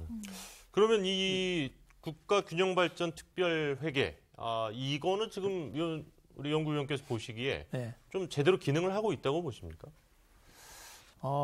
일정 부분은 뭐 기여도 많이 했고 또 일정 부분은 한계도 많은데 그 한계 중에 하나는 그런 겁니다. 이제 특별한 취지를 위해서 만들었다 그러면은 많이 뒤처지는 저발전 지역들, 낙후 지역들을 중점적으로 지원해야 되는데 그게 여러 가지 정치적인 문제 때문에 이제 그렇지가 않아요. 예를 들어서 뭐 서울도 지원하고 서울 중에서도 뭐 서초구도 지원이 되고 있고 그렇습니다. 실질적으로 돈을 보면은 그래서 이제 그런 문제는 앞으로 이제 개선돼야 될 문제고 제가 생각하기에는 그 개선이 된다 그러면은 그 회계 규모는 더 키워도 상관이 없다 이런 잘만 쓰인다면 잘만 쓰인다면 특히 이제 저발전 지역에 대한 집중적으로 지원이 된다면 학교장님께서 이 얘기 딱 들으시더니 좀 하실 얘기 있으신 것 같아요. 예, 그렇습니다. 김연호 선임 연구위원께서 잘 말씀을 해주셨는데 균특회계가 우리가 얼른 생각하기에는 지방 균형 발전을 위해서 쓰인다 이렇게 생각할 수 있을지 모르겠습니다. 저도 그렇게 생각을 했었는데요. 분명하게 말씀드리는 네네. 것은 균형 발전 그 군특 회계 특별 회계가 균형 발전하고는 별로 관계없는 전국적으로 나눠서 인구 많은 쪽에 많이 가는 그것이 현실입니다. 오히려 말씀을 들어보니까 지역 발전을 위한 예산이었는데 그러니까요. 오히려 부익부 현상을 더 키워졌네요. 맞아요. 어쨌든 그 조금 지금 현장에 계신 우리 두 시장님들께서는 이 균특 회계가 좀 직접적으로 공주시나 거제시 도움을 좀 받으셨어요? 어떠셨어요? 예, 저희는 많은 도움을 받고 있습니다. 그래요? 충남에 15개 시군이 있는데 저희 이제 어쨌든 낙후도를 개선하기 위해서 하는 것 아니겠습니까? 저희 이제 복지시설이나 또 이런 문화시설, 관광을 유인하기 위한 이런 시설에 저희가 도전을 해서 그걸 컨설팅을 받아가면서 예산을 받아서 하는데 저희가 성장 촉진 지역에도 들어있고 또 인구 감소 지역에도 들어있어서 이런 전체적으로 보면 균형 발전 예산을 지원받는 대상이 되긴 하는데 예. 이것도 그 나름 안에서 또 역량을 가지고 그 경쟁을 해야 되기 때문에 보장돼 있는 건 또 아닙니다. 그래요. 그렇게 보면 개별 지역의 특성, 그 개별 지역의 낙후도가 과연 무엇인지에 대한 데이터를 가지고 이 지역은 복지시설, 문화시설, 관광시설 아니면 체육 뭐 이렇게 어떤 정확한 데이터를 가지고 그런 분야의 역량을 개발해서 공모를 해봐라. 이런 식으로 해서 좀 더 그런 역량을 좀 끌어주는 것이 좀 필요하다 생각이 들고요. 어쨌든 저는 균형발전 특별휴게라는 거는 지방이 워낙 빈사 상태니까 여기에 영양제도 놔주고 그 링거액도 놔주고 해야 되는 그런 차원이기 때문에 조금 더 강화해야 될 필요가 있다 생각을 하고 있습니다. 그러니까 역시 지역 특성을 좀 잘 살리려면 그 지역에 계신 분들이 지역 전문가 아니겠습니까? 예. 사실 그러면 거제 시장님께는 약간은 비슷하지만 좀 다른 질문을 드리고 싶습니다. 뭐 저도 정말 거제 바닷가 정말 아름답잖아요. 뭐 몽돌 해수욕장도 있고 뭐 구조로 해수욕장도 있고 정말 좋은 해안들이 많은데 이것만 갖고는 조금 어려운 점이 있는 겁니까? 그러니까 자연 경관들이 있는 곳들은 그걸 잘 개발하면 좀 지역 발전이 많이 되지 않을까요? 네, 잠재적인 이 발전 부분에 대한 기대는 그리고 희망은 크죠. 네. 그렇지만 이제 이런 것들을 하나하나 이 구슬을 깨어 나가는 과정은 또 다른 이제 부분들이고 여러 가지 이 예산이라든지 인력이라든지 뭐 전략 이런 부분이 필요한 부분들인데 아까 우리 공주시장께서 말씀하셨는데 다양한 민자 유치라든지 이런 부분들을 통해서 지역의 잠재된 어떤 그런 역량들을 키우려고 노력을 많이 하고 있습니다. 근데 실제 이런 부분들이 여러 가지 재정적인 한계 때문에 참 어려움을 많이 겪고 있고 그리고 관광도시로 나가든 아니면 새로운 지역 차원에서 일자리를 만들든 이 소요되는 이 재원에 대한 부분들은 실제 이 정부의 지원 이런 부분이 없이는 현재 상황에서는 하기가 좀 어려운 상황입니다. 네. 그래서 어떻게든 정부 지원을 받고 거기에 지방정부 차원에서 매칭을 하고 이런 형태로 해서 재원을 마련해 나가고 이제 이런 부분들인데 다양한 우수한 자원들 이런 부분들을 개발하기 위한 노력들을 아마 전국에 있는 지방정부들이 다 하고 있을 겁니다. 그렇지만 쉽게 성과를 내기 이제 어려운 부분들이 아마 그런데 그 과정에서 필요로 되는 어떤 재원 마련 부분들, 그다음에 실제 민자 유치도 아시다시피 상당히 까다로운 과정들이 있기 때문에 참 쉽지 않은 측면들이 많이 있습니다. 그렇지만 어쨌든 지방 정부 이런 노력들이 좀 결실을 볼 수 있게끔 정부 차원에서 법적, 제도적으로 그리고 재정적으로 좀 제대로 잘 지원할 수 있는 이런 방법들을 찾아가는 그런 과정들이 앞으로 필요하다. 그런 생각을 좀 해봅니다. 네. 우리가 오늘 이제 인구 감소, 인구 절벽, 그리고 지방의 소멸 이런 것들에 대한 이야기를 쭉 나누어 봤는데요. 와, 너무 열띤 얘기를 나누다 보니까 시간이 정말 많이 어느새 이렇게 흘러버렸습니다. 자, 이제 두 분은 잠시 후 2부에서도 또 말씀을 나눌 시간이 조금 더 있을 것 같아서 2부 때 또 이야기를 좀 청해 들어보도록 하고요.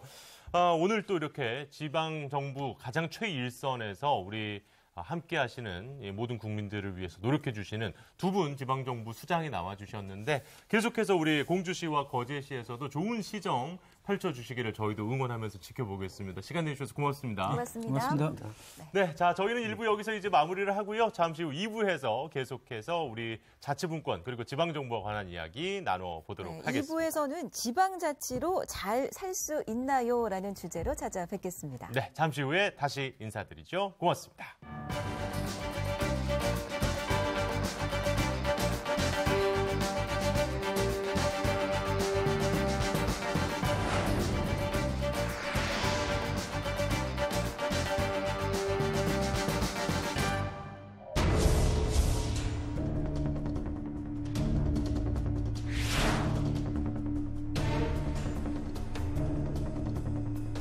인근에 있는 다른 식품업체도 청년 노동자를 구하지 못해 공장을 60%만 가동하고 있습니다. 청년 근로자들이 자체가 없다 보니까 공장은 가동이 돼야 되는 상황이고, 이렇다 보니까 이제 나이 드신 분이라도 이제 저희들이 이제 뽑아가지고 운영을 좀 하고 있는 부분인데.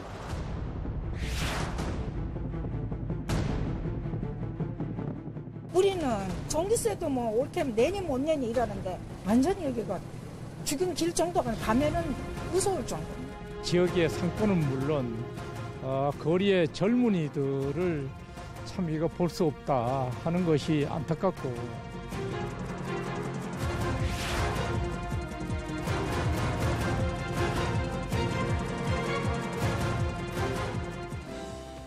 네, 지방자치 30주년 국민이 만드는 나라, 지방자치와 지역발전 2부.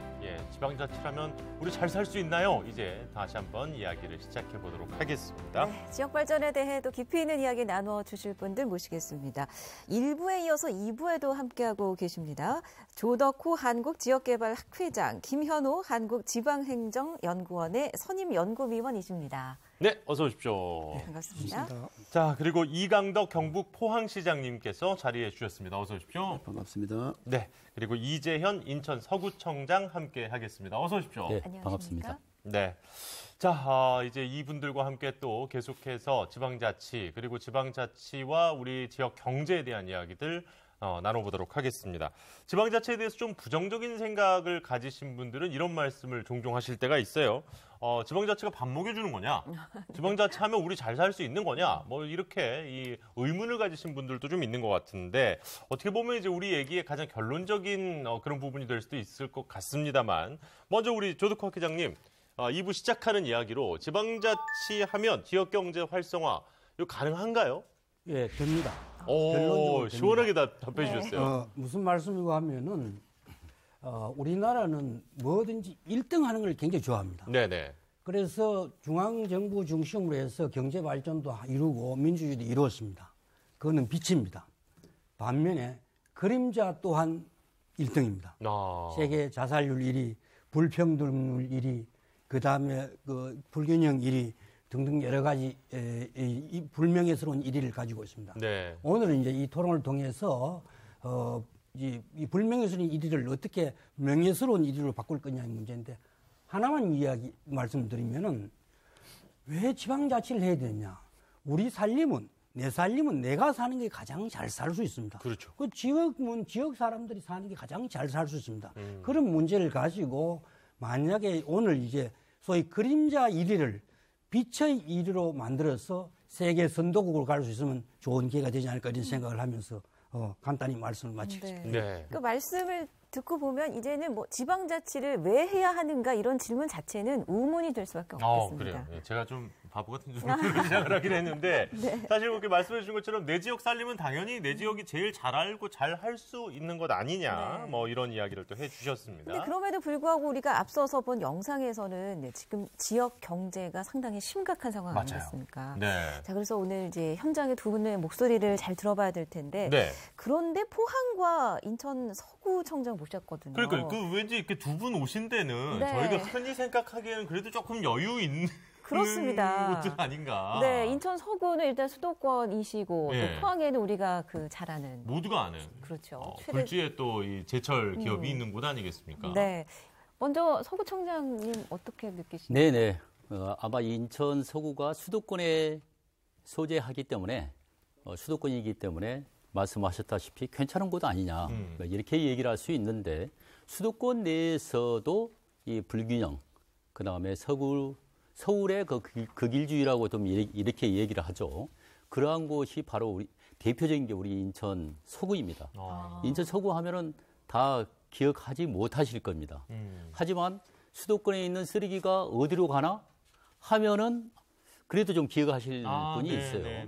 그래서 수도권의 그 쓰레기 문제가 지역 경제와 지역 발전에 이 걸림돌이 되고 있다라고 단적으로 좀 말씀을 좀 한 가지 드리고 싶어요. 네. 이 쓰레기 문제로 인해서 우리 지역은 점점 더 땅은 있는데 각종 우리 쓰레기뿐만이 아니라 악취, 미세먼지, 우리나라에서 온갖 환경 이슈는 우리 인천 서구에 자리하고 있습니다. 네. 그다음에 우리 또 소상공인과 중소기업들이 또 3만 개 이상이나 되는데 네네. 기업 환경이 별로 좋지 않은 거죠. 이거 이제 지역 발전을 하는데 이제 걸림돌이 되는데 이것뿐만이 아닙니다. 이 도심이 이루어지려고 하면은 제대로 발전을 하려고 하면은 환경은 기본이고 이 교통이 인프라에 있어서도 가장 뒤떨어진 곳이 또 우리 서구입니다. 아, 그래요? 인천 서구요. 예. 제가 또 환경 전문가라고 해서 이제 자치단체장을 맡아서 네. 이 문제를 해결해 보고자 제가 또 나서서 해보려고 하는데 즉 오늘의 주제인 제가 한계가 있더라는 것입니다. 저도 이제 중앙에 근무를 하다가 네. 지방자치단체를 처음으로 맡았는데 이렇게 어려운가, 이렇게 정말 기울어진 운동장인가라는 것을 실감하는 문제도 바로 우리 지역의 현안 문제가 해소되지 않으면서 지역 경제나 그다음에 소상공인과 중소기업을 살리는 정책을 온전히 펼 수 없다. 네. 그래서 제가 갖고 있는 권한과 재정을 총동원해서 이러한 환경 문제나 이러한 걸림돌을 해소하기 위해서 노력을 해보았지만 여전히 중앙 집권의 이 재정 문제나 또 인력 문제나 또 각종 권한의 문제에 있어서 한계가 있다 보니까 지역 경제를 살리는 데 있어서 이 발전적 측면 그리고 효율적인 측면을 가져오지 못하고 있다. 이런 말씀을 드리고 알겠습니다. 싶습니다. 뭐 어떤 부분들이 조금 더 이제 직접적으로 실제 겪으셨던 좀 어려움들이나 이런 구체적인 이야기는 오늘 좀 천천히 나눠보도록 하고요. 또 이제 이강덕 포항시장님 나와주셨는데 저희 아까 질문이 조금 그랬습니까? 괜찮으셨습니까? 예, 뭐 말씀하시다시피 우리 포항이 제철 산업으로 우리 대한민국 현대화, 근대화, 산업화 이런 것을 성공시킨 그 도시거든요. 그렇죠. 또 그에 따라서 철강 산업으로 한 50년간 주축 산업으로 잘 키워왔고 일자리도 거기서 많이 나왔는데 최근에 중국에서 이제 철강이 굉장히 많이 생산되고 이렇게 해서 이 국가 간 경쟁이 굉장히 치열해졌습니다. 아울러서 미국발 또 관세라든지 이런 것들이 세져서 실질적으로 철강 산업이 주축 산업이 주력 산업이 우리나라에 되기는 어려운 그런 실정이 있거든요. 해서 그러다 보니까 단일화된 철강 산업 구조로 우리 지역 경제가 너무 외부 요인에 휘청거리는 그런 게 되는 거거든요. 뭐 예를 들어서 지금 보면은 제조업 중에 1차 금속 산업이 우리가 84% 정도 되는 거거든요. 예.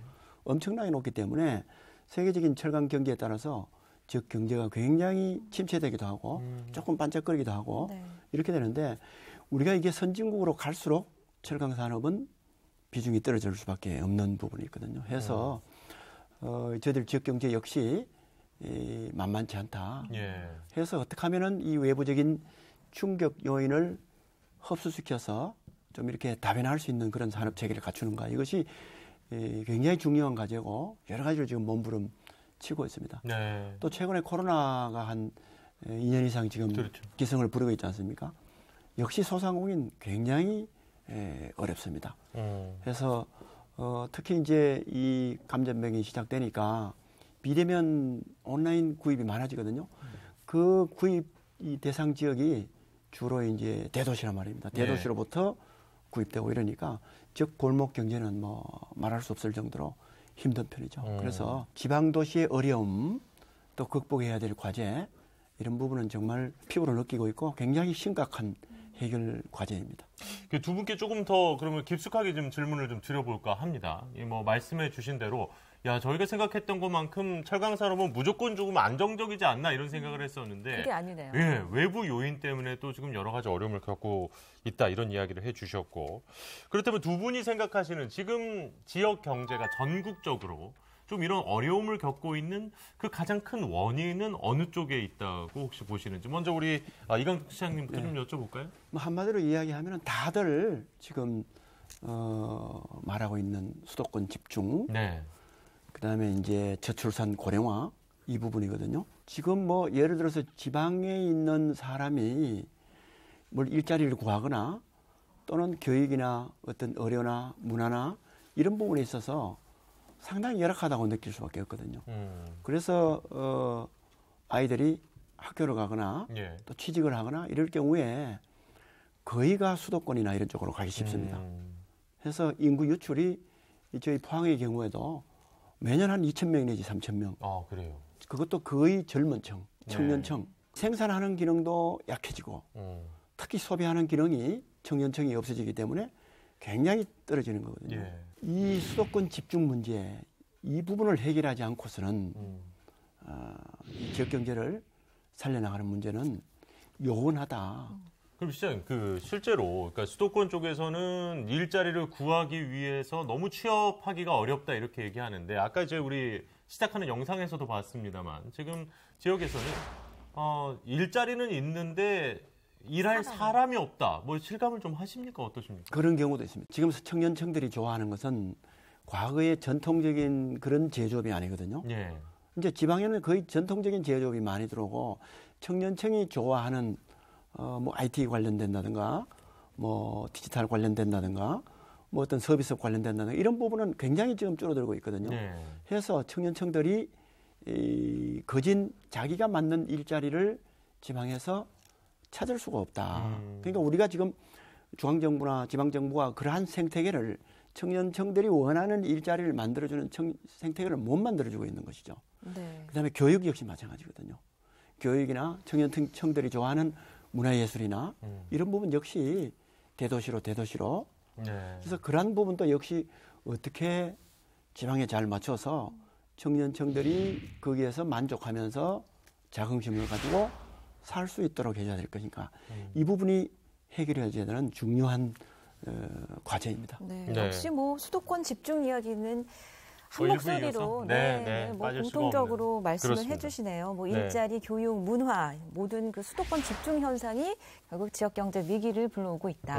그런데 인천 서구는요, 어쨌든 수도권이지 않습니까? 그러면 조금 입장도 다를 수 있고 원인이나 이런 그 원인에 대한 이야기도 다를 수 있을 것 같은데요. 정도 차이는 있다고 봅니다.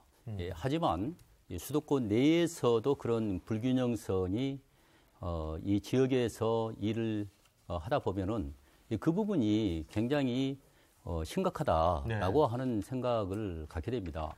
지역 경제를 가로막는 요인이 꼭 직접적 경제 요인뿐만이 아니라 환경이나 교통, 인프라 이런 부분에 있어서 불균형성이 이루어져 있을 경우에 그런 부분이 지역 경제를 발목을 잡고 또 일자리랄지 또 실제 일을 하려고 하는 젊은 층이랄지 이런 부분에 대해서 제약 요인이 된다는 얘기거든요. 이 불균형이 가장 나는 큰 문제라고 생각을 합니다. 중앙에서는 커다란 그리고 수많은 정책들을 만들어내는데 지방에서는 그런 부분을 너무 몰라요. 그리고 지방에서 중앙과 어떤 소통의 창구도 없습니다. 중앙의 모든 권한을 지방에 넘기기 어렵다면은 제가 보기에는 그 중간에 소통기구라도 제도화해서 어떤 정책적으로 피드백을 하고 서로 간의 대화를 통해서 이렇게 함께 나갈 수 있는 역할 분담이 이루어지고 정책의 성과를 거둘 수 있는 그러한 것을 제안을 드리고 싶고요.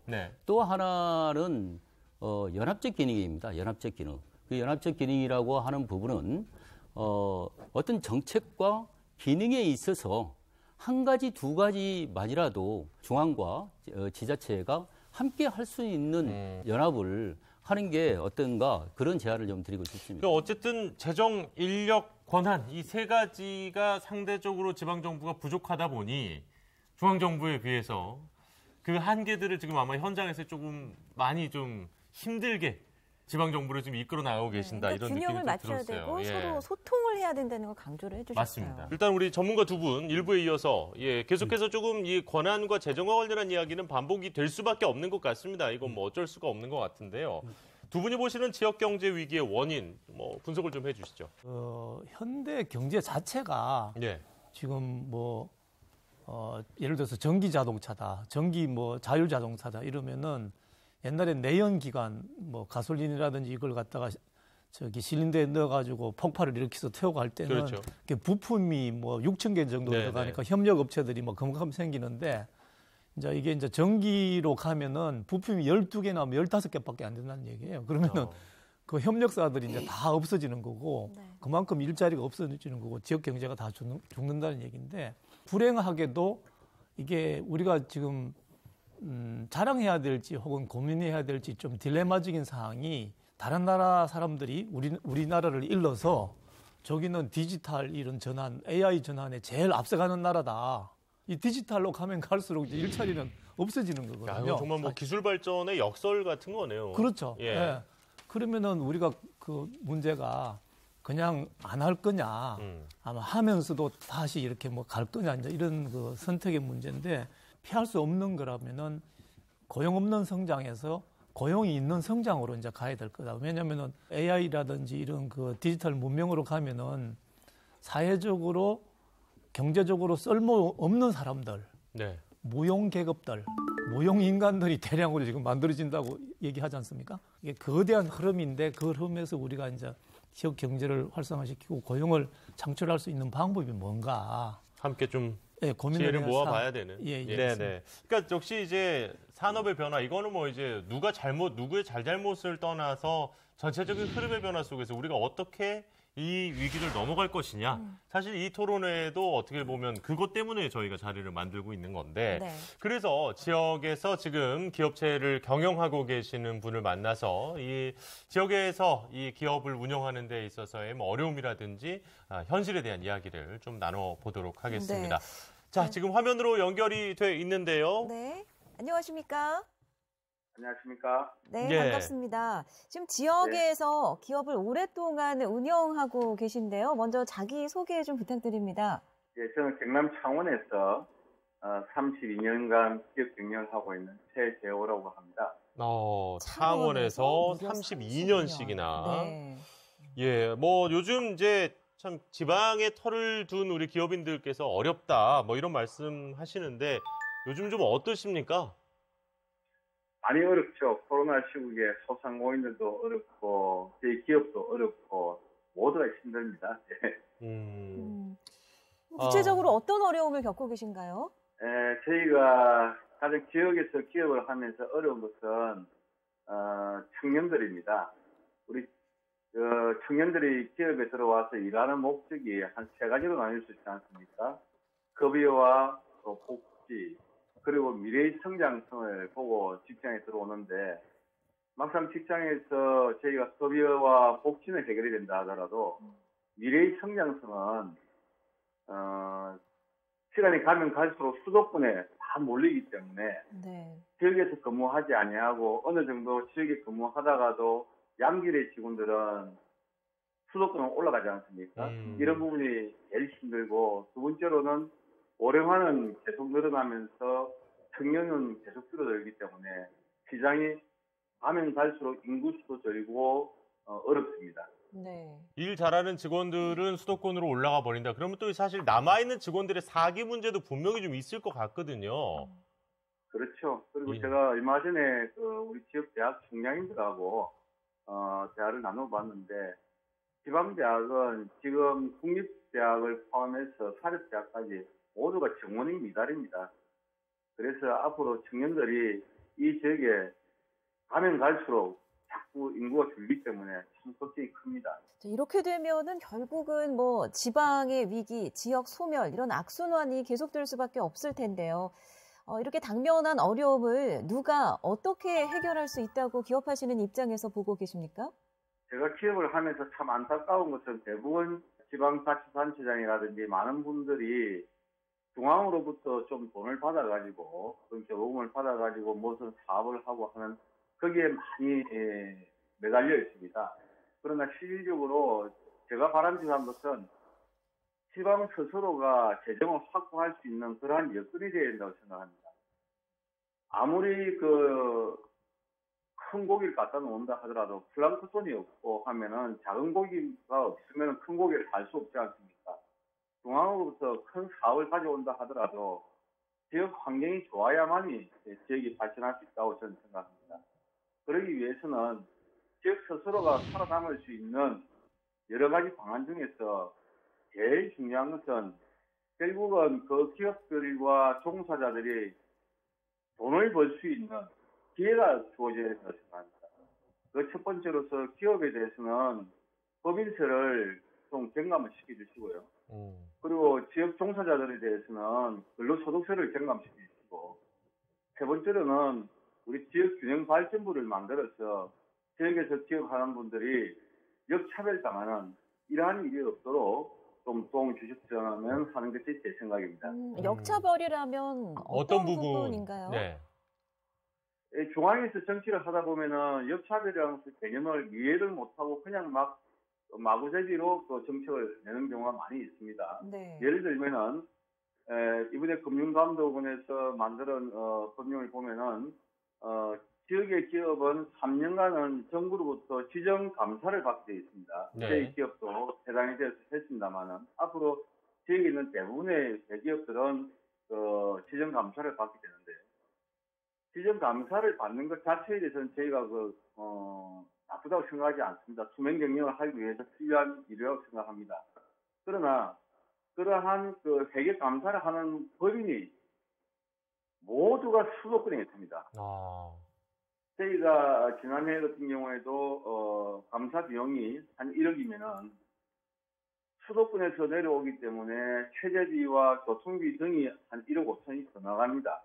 그럼 2억 5천 정도의 저희가 회계 비용이 나가게 됩니다. 예. 그뿐만이 아닙니다. 저희가 뭐 햇살이라든지 여러 가지 측정을 많이 받게 됩니다. 정부가 여러 가지 규제를 많이 하기 때문에 그 규제도 우리가 물론 필요한 거라고 생각합니다. 그러나 그 규제를 하고 측정을 하는 기관이 모두가 수도권에 모여가 있습니다. 그러면 측정 비용은 동일한데 교통비나 최저비를 모두가 지방에서 부담할 수밖에 없습니다. 실질적으로 측정 비용이 100이라 그러면은 들어가는 비용은 250에서 300이 들어가는 거죠. 네. 그것뿐만 아닙니다. 마지막으로 좀 가슴 아픈 이야기 될지 모르겠지만은 공무원 수는 동일하게 되어 있지 않습니까? 그러다 보니까 지역의 기업은 자꾸 줄어들고 수도권에는 기업이 늘어나기 때문에 세무조사를 받아도 지방에 있는 기업들은 세무조사 기간이 늘어나고 세무조사 기회가 자주 오게 됩니다. 그리고 수도권에 가서 기업을 하게 되면은 세무조사 기간도 줄어들고 그 기간도 늘어나게 됩니다. 이러한 어려움이 있기 때문에 지역에서 어느 정도 성공을 한 기업들은 다시 서울로 올라가 버립니다. 이런 역차별이 있었네요. 그러니까 제도적으로 좀 보완을 해줬으면 좋겠다는 지점들, 그러니까 뭐 법인세라든지 근로소득세 경감 이런 부분에 대한 이야기도 좀 해주셨는데, 자 이제 저희가 연결 마무리하면서 우리 회장님께서 꼭 전하고 싶은 이야기 있으면 하실 시간을 좀 드리겠습니다. 네, 지방 소멸에 대한 우리가 최고적으로 다했던 것이 제가 2007년도에 지방자치단체를 비롯해서 시민들이 저희가 함께 서명운동을 한 것이 기억이 납니다. 그때 한 달 이내에 저희가 한 1,100만 명 정도가 서명을 했죠. 근데 그 이후에 선언적인 의미로 끝나고 진행이 그다지 되지 않았습니다. 정말 안타깝습니다. 우리 지역 균형 발전이 되기 위해서는 여야 없이 함께 노력을 해주시면 좋겠고요. 오늘 같은 시간을 통해서 우리 정치인과 경제계 그리고 시민단체, 특히 공영방송을 비롯한 여러 언론에서도 함께 힘을 모아서 지역 균형 발전에 좀 적극적으로 나서주시기 부탁드리겠습니다. 네, 오늘 연결 고맙습니다. 감사합니다. 감사합니다. 네. 자, 지금 또 지역 경제인과 이렇게 이야기를 나눠봤어요. 네, 그러니까 지역에서 기업을 하기 어려운 이유가 무엇 때문인지, 그러니까 바꿔 말하면 기업화하기 좋은 환경이 무엇인지를 또 알 수 있는 그런 전화였습니다. 네.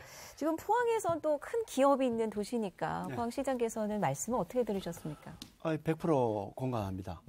그리고 이제 대안도 몇 가지 구체적인 아주 세부적인까지 제시를 하셨거든요. 네. 중요한 거는 저는 그렇게 생각합니다. 이 지방 소멸이 얼마나 위험한 문제고 우리 국가가 해결해야 된다는 그런 인식을 우리가 명확하게 해야 된다. 그리고 그 방법론도 아주 구체적이고 실행할 수 있는 걸 해야 된다. 혹자는 이렇게 할 수가 있습니다.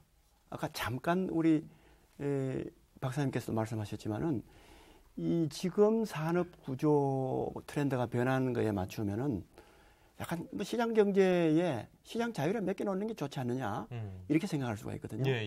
그렇게 할수록 시장 자유를 맡겨놨을 때는 지방 소멸은 더욱 가속화될 것이다. 예를 들어서 몇 년 전에 우리 그 수도권 규제 특별법이 있었거든요. 기업들이 일정량 이상을 못하도록. 예.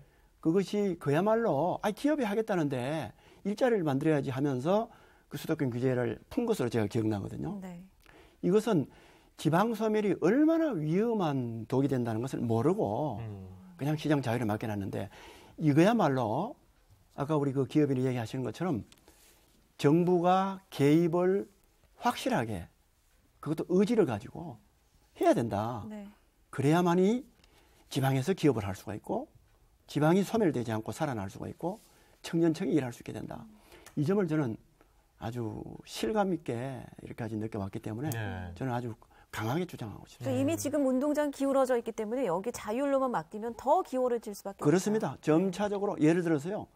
지금 수도권 그 시장 군수들을 제가 만나서 사정을 얘기해 보면 저도 옛날에 서울에 살았지 않습니까? 네네. 얘기를 들어보면은 그야말로 기업이나 사람이 넘쳐나는 거예요. 그래서 이 자치단체 이 재원도 잉여금이 많이 남는 거예요. 그런데 아까 저 기업하는 분들 말씀하셨지 않습니까? 지방에는 지금 재원이 너무 부족해요. 많은 시간을 할애해서 중앙정부에 예산을 달라고 하소연해야 되고 어필해야 되고 공모에 응해야 되고 온갖 노력을 다 하거든요. 그렇게 해도 부족하거든요. 네. 중앙정부가 얼마만큼 이것에 대한 인식이 떨어져 있냐는 걸 보면은 각종 여러 가지 통계치가 있지만은 예를 들어서 이제 우리 박사님들 아시겠지만은 균터 회계 같은 경우 있잖아요. 균형발전 특별회계. 제가 오늘 여기 오기 위해서 자료를 보니까 2008년도하고 2021년도를 비교했는데 수도권은 액수가 그렇게 많지는 않지만은 한 100% 정도 늘었어요. 네네. 그런데 제가 살고 있는 포항이 소속된 대구 경북은 얼마냐? 4.9% 늘었거든요.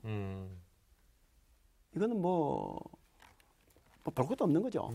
그리고 작년에 그 지방분권 추진이 이 2차 재정분권 국회 의결이 11월 달에 있었거든요. 거기에 지방의 자주재원에 포함될 수 있는 그 지방교부세율이 19.24%인데 그것을 계속 올리자고 우리 지방정부들이 주장을 했는데 그건 논의하다가 그냥 그대로 무산되어 버렸습니다. 이것은 지방 소멸을 위한 자주재원을 확보할 수 있도록 도와주는 것이 정말 절실한데도 이것이 반영이 안 됐다. 저는 아주 잘못된 일이라고 생각합니다. 지금 이제 지역에서 기업을 경영하시는 분 그리고 또 지금 현장에서 시정을 이끌고 있는 포항시장님의 이야기까지 들어봤는데 학 회장님 이 얘기들 쭉 들으시면서 정리를 좀 한번 해주시죠. 어떤 생각이신지. 지역 경제를 과연 어떻게 살릴 건가 한 말씀 더 드리면은 가장 중요한 건 산업을 위한 공단 재생 작업을 해야 됩니다. 공단 재생. 공단 재생을 해야 그 지역 경제가 활성화되는데 그래서 이제 지금 현재 무슨 문제가 있냐면 일부 제조업은 일자리를 자꾸 줄여야 되는 형편입니다. 지금 아까 이제 연구원님께서 말씀해 주신 그런 거죠. 산업의 로봇이나 이런 걸로 대체해가지고 고도화를 시켜야 되는데 일자리 자꾸 늘리라고 이 얘기를 합니다. 일자리를 줄이면서 또 한편은 일자리를 늘려야 됩니다. 그럼 어떤 일자리를 늘려야 되느냐. 그러니까 우리가 지금 일자리를 만들면 수익이 되면 그 수익으로 뭘 하고 이렇게 생각을 하는데 일자리를 만드는 것 자체에 대한 지원을 해야 됩니다. 그래서 대학을 졸업하면 누구나 창업을 이렇게 하고 그중에 창업이라는 것이 100개에서 하나만 성공해도 성공을 하는 거거든요. 근데 그런 우리 인큐베이터가 전혀 없습니다. 그러다 보면 창업을 할 수가 없는 거예요. 그러니까 모두가 대기업으로 가는 겁니다. 그래서 창업을 많이 해줘야 되고 그다음에 뭐 정부에서 상당히 혁신도시나 이런 걸 통해서 많이 노력을 하고 있습니다. 그리고 여러지 한데 그러면 왜 잘 안 될까? 혁신도시 한 가지만 예를 들어 설명을 하겠습니다. 혁신도시에 만들어서 이제 기업이 내려갔잖아요. 가족은 절대 내려가지 않죠. 주말 되면 버스 대절해가 서울로 다 올라옵니다. 돈은 어디 씁니까? 서울로 씁니다. 서울에 씁니다. 그거를 지방에서 계속해서 이사를 와서 하면 그만큼 인센티브를 더 주는 겁니다. 그러니까 기업이 당연히 살아야 지역도 사는데 정작 그 기업에서 일을 하고 돈은 서울로 올라와서 쓴다. 이 얘기를 해주셨는데 그만큼 이 지역에서 그곳에 거주하시는 분들이 그 지역에서 소비를 해서 지역 경제를 굴리는 것도 아주 중요하지 않겠습니까? 그게 선순환이 될 테니까요. 그렇죠. 그러니까 그래서 조금 지역 소비에 대해서도 우리 그 인천 서구청장님께 좀 여쭤보고 싶은데 아까 이제 서두에 말씀하실 때 소상공인 인구도 높아서 또 어려움이 있다. 그러니까 소상공인들 같은 경우에는 그런 지역 내 소비가 정말 중요하지 않겠습니까? 어떻게 보십니까? 예, 맞습니다. 뭐 국가 경제도 살기 위해서는 생산과 소비까지 촉진돼야 되지 않겠습니까? 지역 경제도 마찬가지입니다. 아무리 생산이 이루어진다 하더라도 영내에 소비 촉진이 안 되면 안 되지 않습니까? 우리 인천 서구에서 최근에 소비 진작책이 효과를 본 우리 스스로 우리 권한에서 한번 추진해봤던 사례가 있습니다. 어떤 건가요? 지역화폐. 예. 지역화폐 하면은 전에는 그 지류식으로 상품권들이 해왔는데 요즘은 5장 6부 시대라고 할 정도로 핸드폰이 반드시 있어야 되지 않습니까? 그렇죠. 지역화폐를 처음으로 모바일 페이먼트 베이스에서 추진을 했습니다. 우리 인천 서구 밖에 여기에 소비율이 무려 60%나 됐습니다. 네. 그러다 보니까 이것은 얼마나 지역 경제가 살아남기 어려운 그러한 구조였는데 그런데 지금 56만 중에서 우리 구민들 중에서 무려 43만 장이 발매가 돼서 지금 10분당 7, 8분은 이 화폐를 쓰고 있습니다. 지역화폐. 예. 지역화폐의 발행액이 1조 8천억을 기록을 했습니다. 네. 이러다 보니까 지역 경제가 이 어려운 상황에서 여러 지표들이 좋아지는 거예요. 네. 그다음에 매출도 늘어나고 일자리까지도 늘어나는 순기능을 많이 발휘를 했는데 그런데 지금 2019년부터 시작을 했는데 갑자기 좀 불안해지기 시작을 하고 있습니다. 왜 그런가요? 이렇게 지역 경제에 효과를 보고 있는데 이것은 국비 일부가 들어가 있고 예. 또 시비 일부가 들어가 있고 구비 일부가 들어가다 보니까 사용량이 이렇게 많아서 많은 순기능을 보여주고 있는데 중앙 집권에 이렇게 있다 보니까 저희들이 국비의 의존도를 높일 수밖에 없는 거예요. 그런데 지역 경제나 또 국민들은 굉장히 호응도가 좋고 이 둔화되는 지표에서 많이 활발해지고 있는 것을 어떻게 지속 가능하게 할까가 이게 과제인 것 같습니다. 역시나 한계는 재정적인 부분에 있어서 중앙정부에 대한 의존도가 높다 보니까 그만큼 이제 지방정부의 자율성에 대한 필요성도 또 얘기를 해주신 것 같고요. 그렇다면 이제 여기서 우리 김현호 선임연구위원께 좀 말씀을 듣고 싶은데요. 지금 이렇게 쭉 기업체 대표님부터 그리고 우리 포항시장님 그리고 인천 서구청장님 얘기를 좀 들어봤는데 어떻습니까? 이게 지역화폐도 그렇고요. 이렇게 좀 이런 부분들이 지역 경제를 살리는 데 도움이 좀 될 수 있나요? 네, 뭐 도움이 되고요. 근데 이제 그게 크게 보면은 그 민간 부분에 대해서 이제 공공 영역이 역할을 확대하고 있는 걸로 이제 이해가 되잖아요. 그렇죠. 그리고 이제 또 어떻게 보면 또 협력하는 부분일 수 있고 그래서 이제 제가 보기에는 협력이 앞으로는 두 가지 차원에서 이렇게 더 강화될 겁니다. 하나는 이제 민간 부문하고 공공 부문. 아까 그 민간 부문은 이런 그 산업 문명 자체 때문에 일자리를 자꾸 이렇게 만들 수 없는 이런 한계가 있고. 네.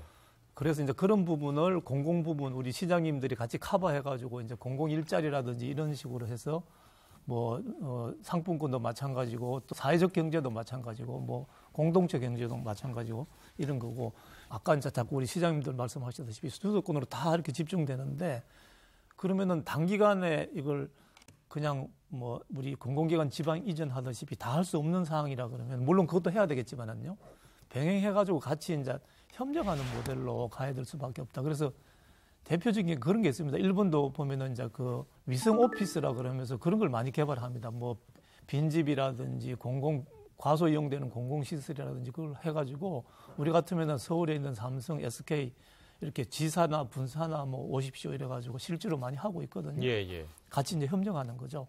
그리고 또 서울에는 청년들이 많은데 일자리가 없으니까 시골에 있는 그 장인 기술을 가진 사람들 이제 늙어가는데 후계자는 없고 그러면 그걸 연결시켜가지고 장인 기술자들은 후계자를 확보하기가 좋고 예. 여기는 청년은 일자리를 만드는 게 좋고 그래서 이제 뭐 넥스트 로컬이라 이런 식적으로 해가지고 다양하게 있는데 물론 그 부분이 약할 수는 있는데 점점 또 이렇게 지혜를 짜가지고 확대를 해 나가고 이렇게 되면 가능하고 나중에는 이제 이렇게 지역별로 또 이런 그 디지털 사회에서 특화를 시켜가지고 우리도 그런 게 필요할 거라고. 네.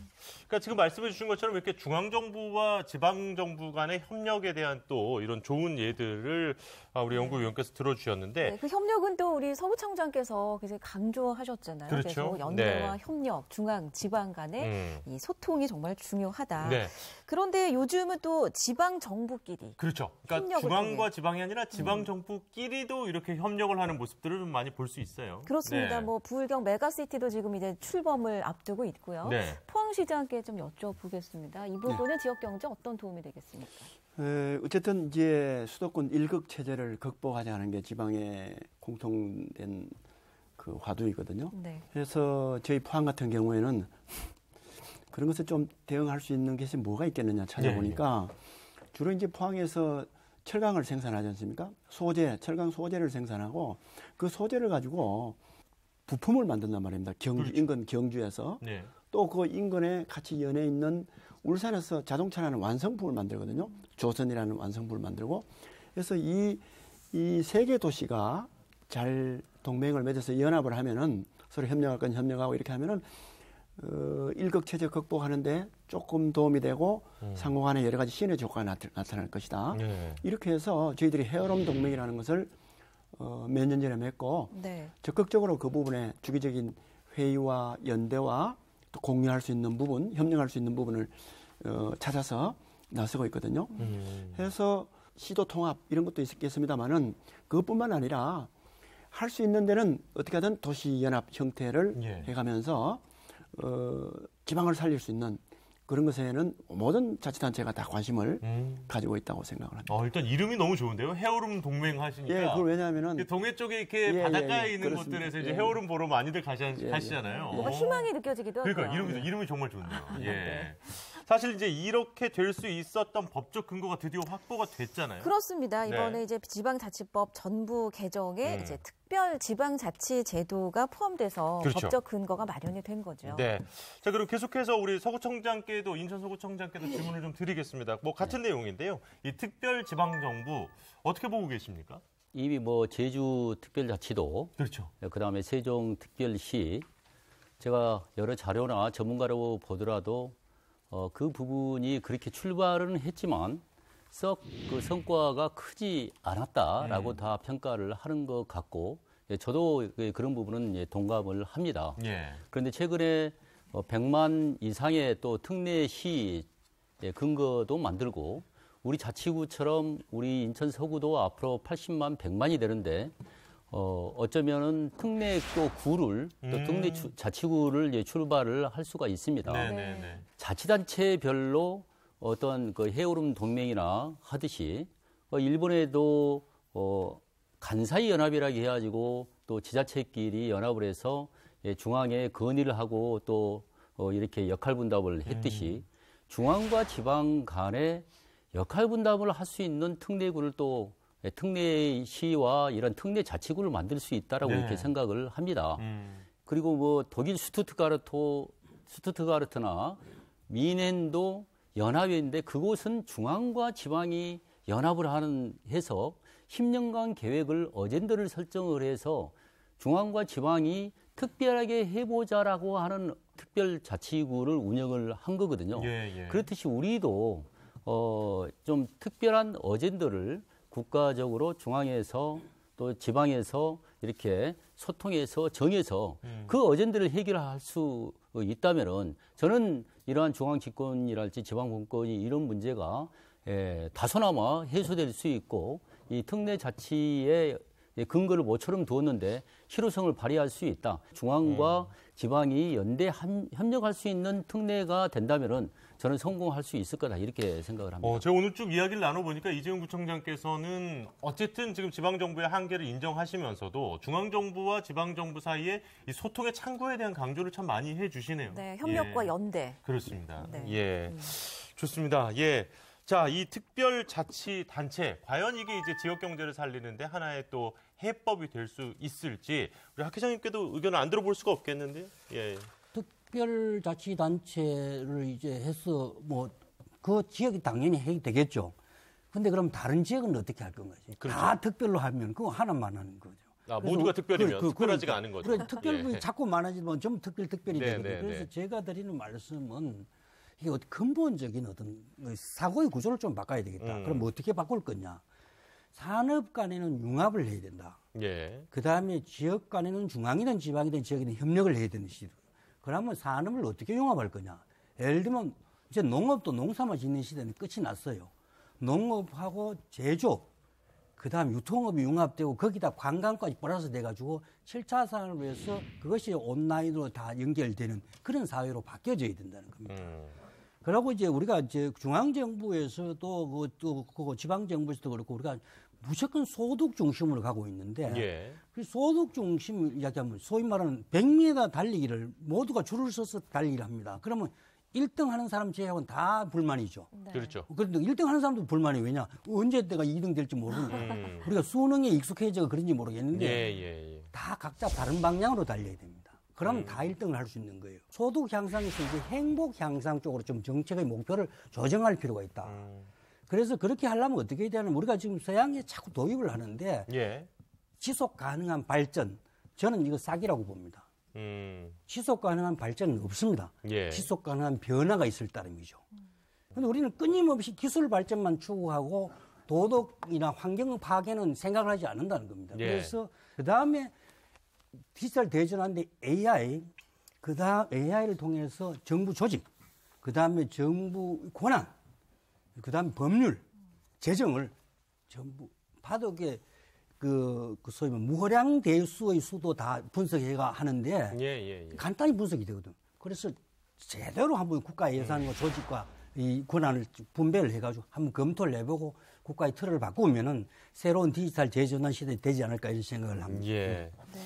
뭐 여러 가지 큰 얘기들도 많이 해주셨습니다만은 역시 이제 산업은 좀 융합을 하고 그리고 또 지방 정부끼리는 협력을 해서 정확한 데이터를 가지고 이 효율적인 분배를 하는 게 참 중요하다 이런 말씀을 또 해주셨고요. 네, 오늘 그래서 지방자치로 잘 살 수 있나요? 네. 이 해법을 이 지방분권, 지방자치와 연결해서 좀 풀어봤는데요. 그렇습니다. 지역경제 활성화를 위한 많은 이야기 나눴는데 또 끝으로 마지막으로 덧붙이고 싶은 말씀 한 말씀 좀 여쭙겠습니다. 지금 현장에서 가장 애써주시는 우리 시장님부터 좀 오늘 마무리 이야기 좀 들어볼까요? 우리나라 수도권 인구가 50.4%입니다. 청년층은 한 54% 더 많고요. 그러니까 지방에서 나온 청년들이 다 수도권으로 가는 거죠. 속된 말로. 인근에 있는 일본은 제가 통계를 보니까 28%예요. 프랑스는 18.2%, 독일은 7.4%. 결국은 도시화율이 진행이 될수록 결혼을 늦게 하고 적게 하고 출산율도 떨어지고 국가 소멸로 가는 거거든요. 지방에는 노령 인구만 남고 생산 인구도 없고 소비 인구도 없고 이렇게 되는 거거든요.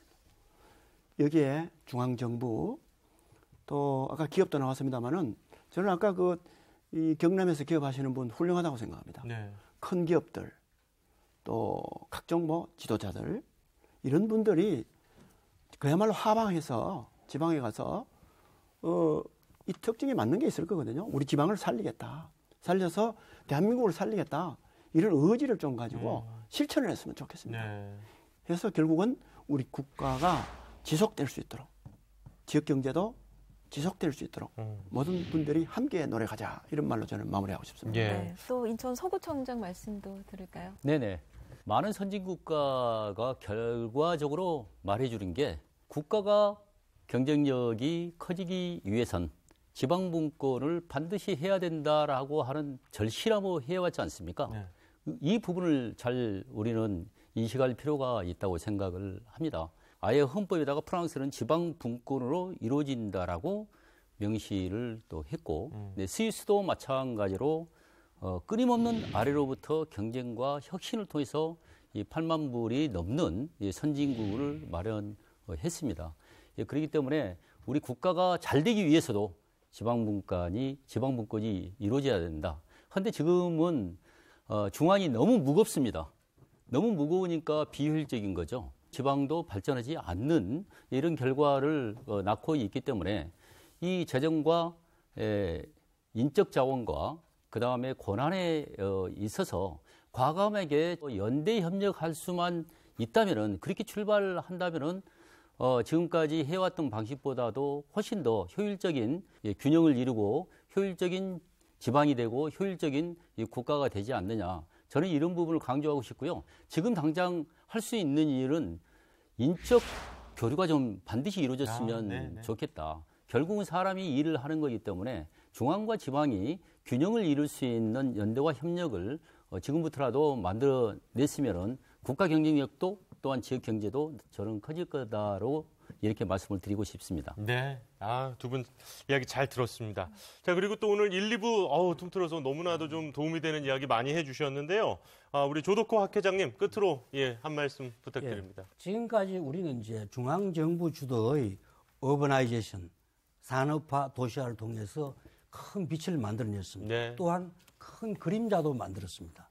이제는 그 그림자를 지우기 위해서 지방정부 중심의 루럴라이제이션, 로컬라이제이션으로 해야 되고요. 그래서 이제는 우리가 자꾸 해외 사례만 자꾸 공부를 하는데 이제는 우리가 우리 스스로 만들어내야 됩니다. 지속 가능한 발전 넘든 지속 가능한 변화를 통해서 지방 소멸, 지방 절망의 시대에서 지방 희망, 젊은이의 세상으로 만들기를 기대하면서 제 말씀을 마치겠습니다. 예, 고맙습니다. 네. 이제 또 마지막으로 김현호 선임 연구위원께 말씀 부탁드리죠. 네. 뭐 지역 경제 활성화도 또 다양한 대안이 있을 것 같은데요. 저는 뭐라 그럴까요? 좀 저변이 되는 인식의 이 전환 같은 것도 굉장히 중요하겠다 이런 생각을 하고 있습니다. 왜냐하면은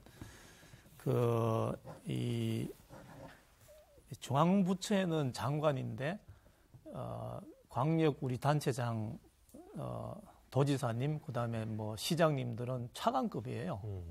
그래서 그게 왜 그렇게 됐는 건지 아마 옛날에 중앙정부에서 시도지사를 임명할 때 그렇죠. 임명직 있을 때 그때는 이제 뭐 임명장을 줘야 되니까 장관이 줘야 되니까 당신은 차관이다 뭐 이렇게 할 수밖에 없는데 아직도 이제 그런 게 있거든요.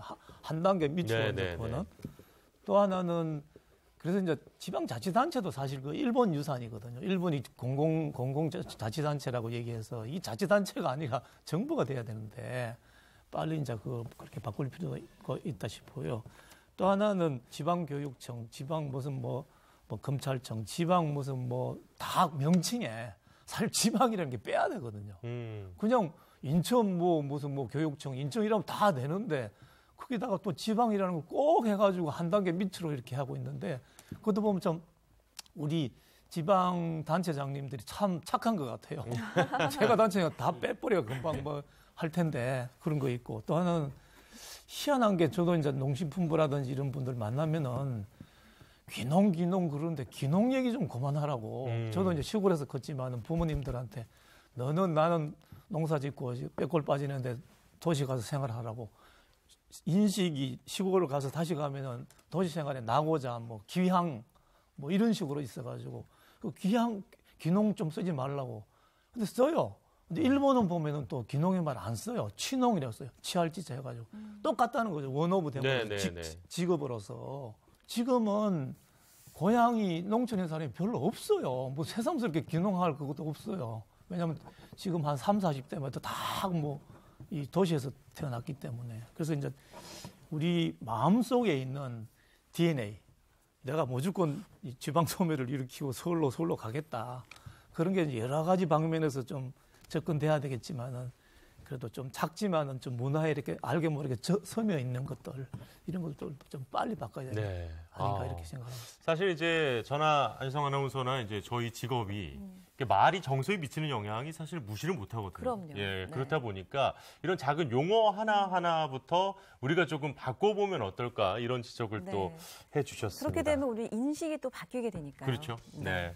자, 오늘 우리 지역이 겪고 있는 위기 그리고 또 지방 소멸이라는 너무 크게 다가올 수 있는 이야기를 때로는 조금 크게 또 때로는 아주 깊숙이 저희가 이야기를 한번 나눠봤습니다. 네, 그 원인을 구체적으로 살펴봤는데요. 결국은 우리가 지방자치, 지방분권에서 현명한 해법을 찾을 수 있지 않았나 싶습니다. 그렇습니다. 예, 이 지방자치제도, 지방정부가 이 본인이 잘할 수 있는 걸 하게 해주고 또 중앙과 또 서로 다른 지방 정부끼리의 연대, 협력 이런 것들에 대한 중요성을 오늘 깨달을 수 있는 시간이었던 것 같습니다. 네. 저희는 이 다음 시간에 더 유익하고 도움이 되는 지방 분권, 지방 자치와 관련한 이야기로 다시 찾아오도록 하겠습니다. 오늘 함께해 주신 여러분 대단히 고맙습니다. 안녕히 계십시오.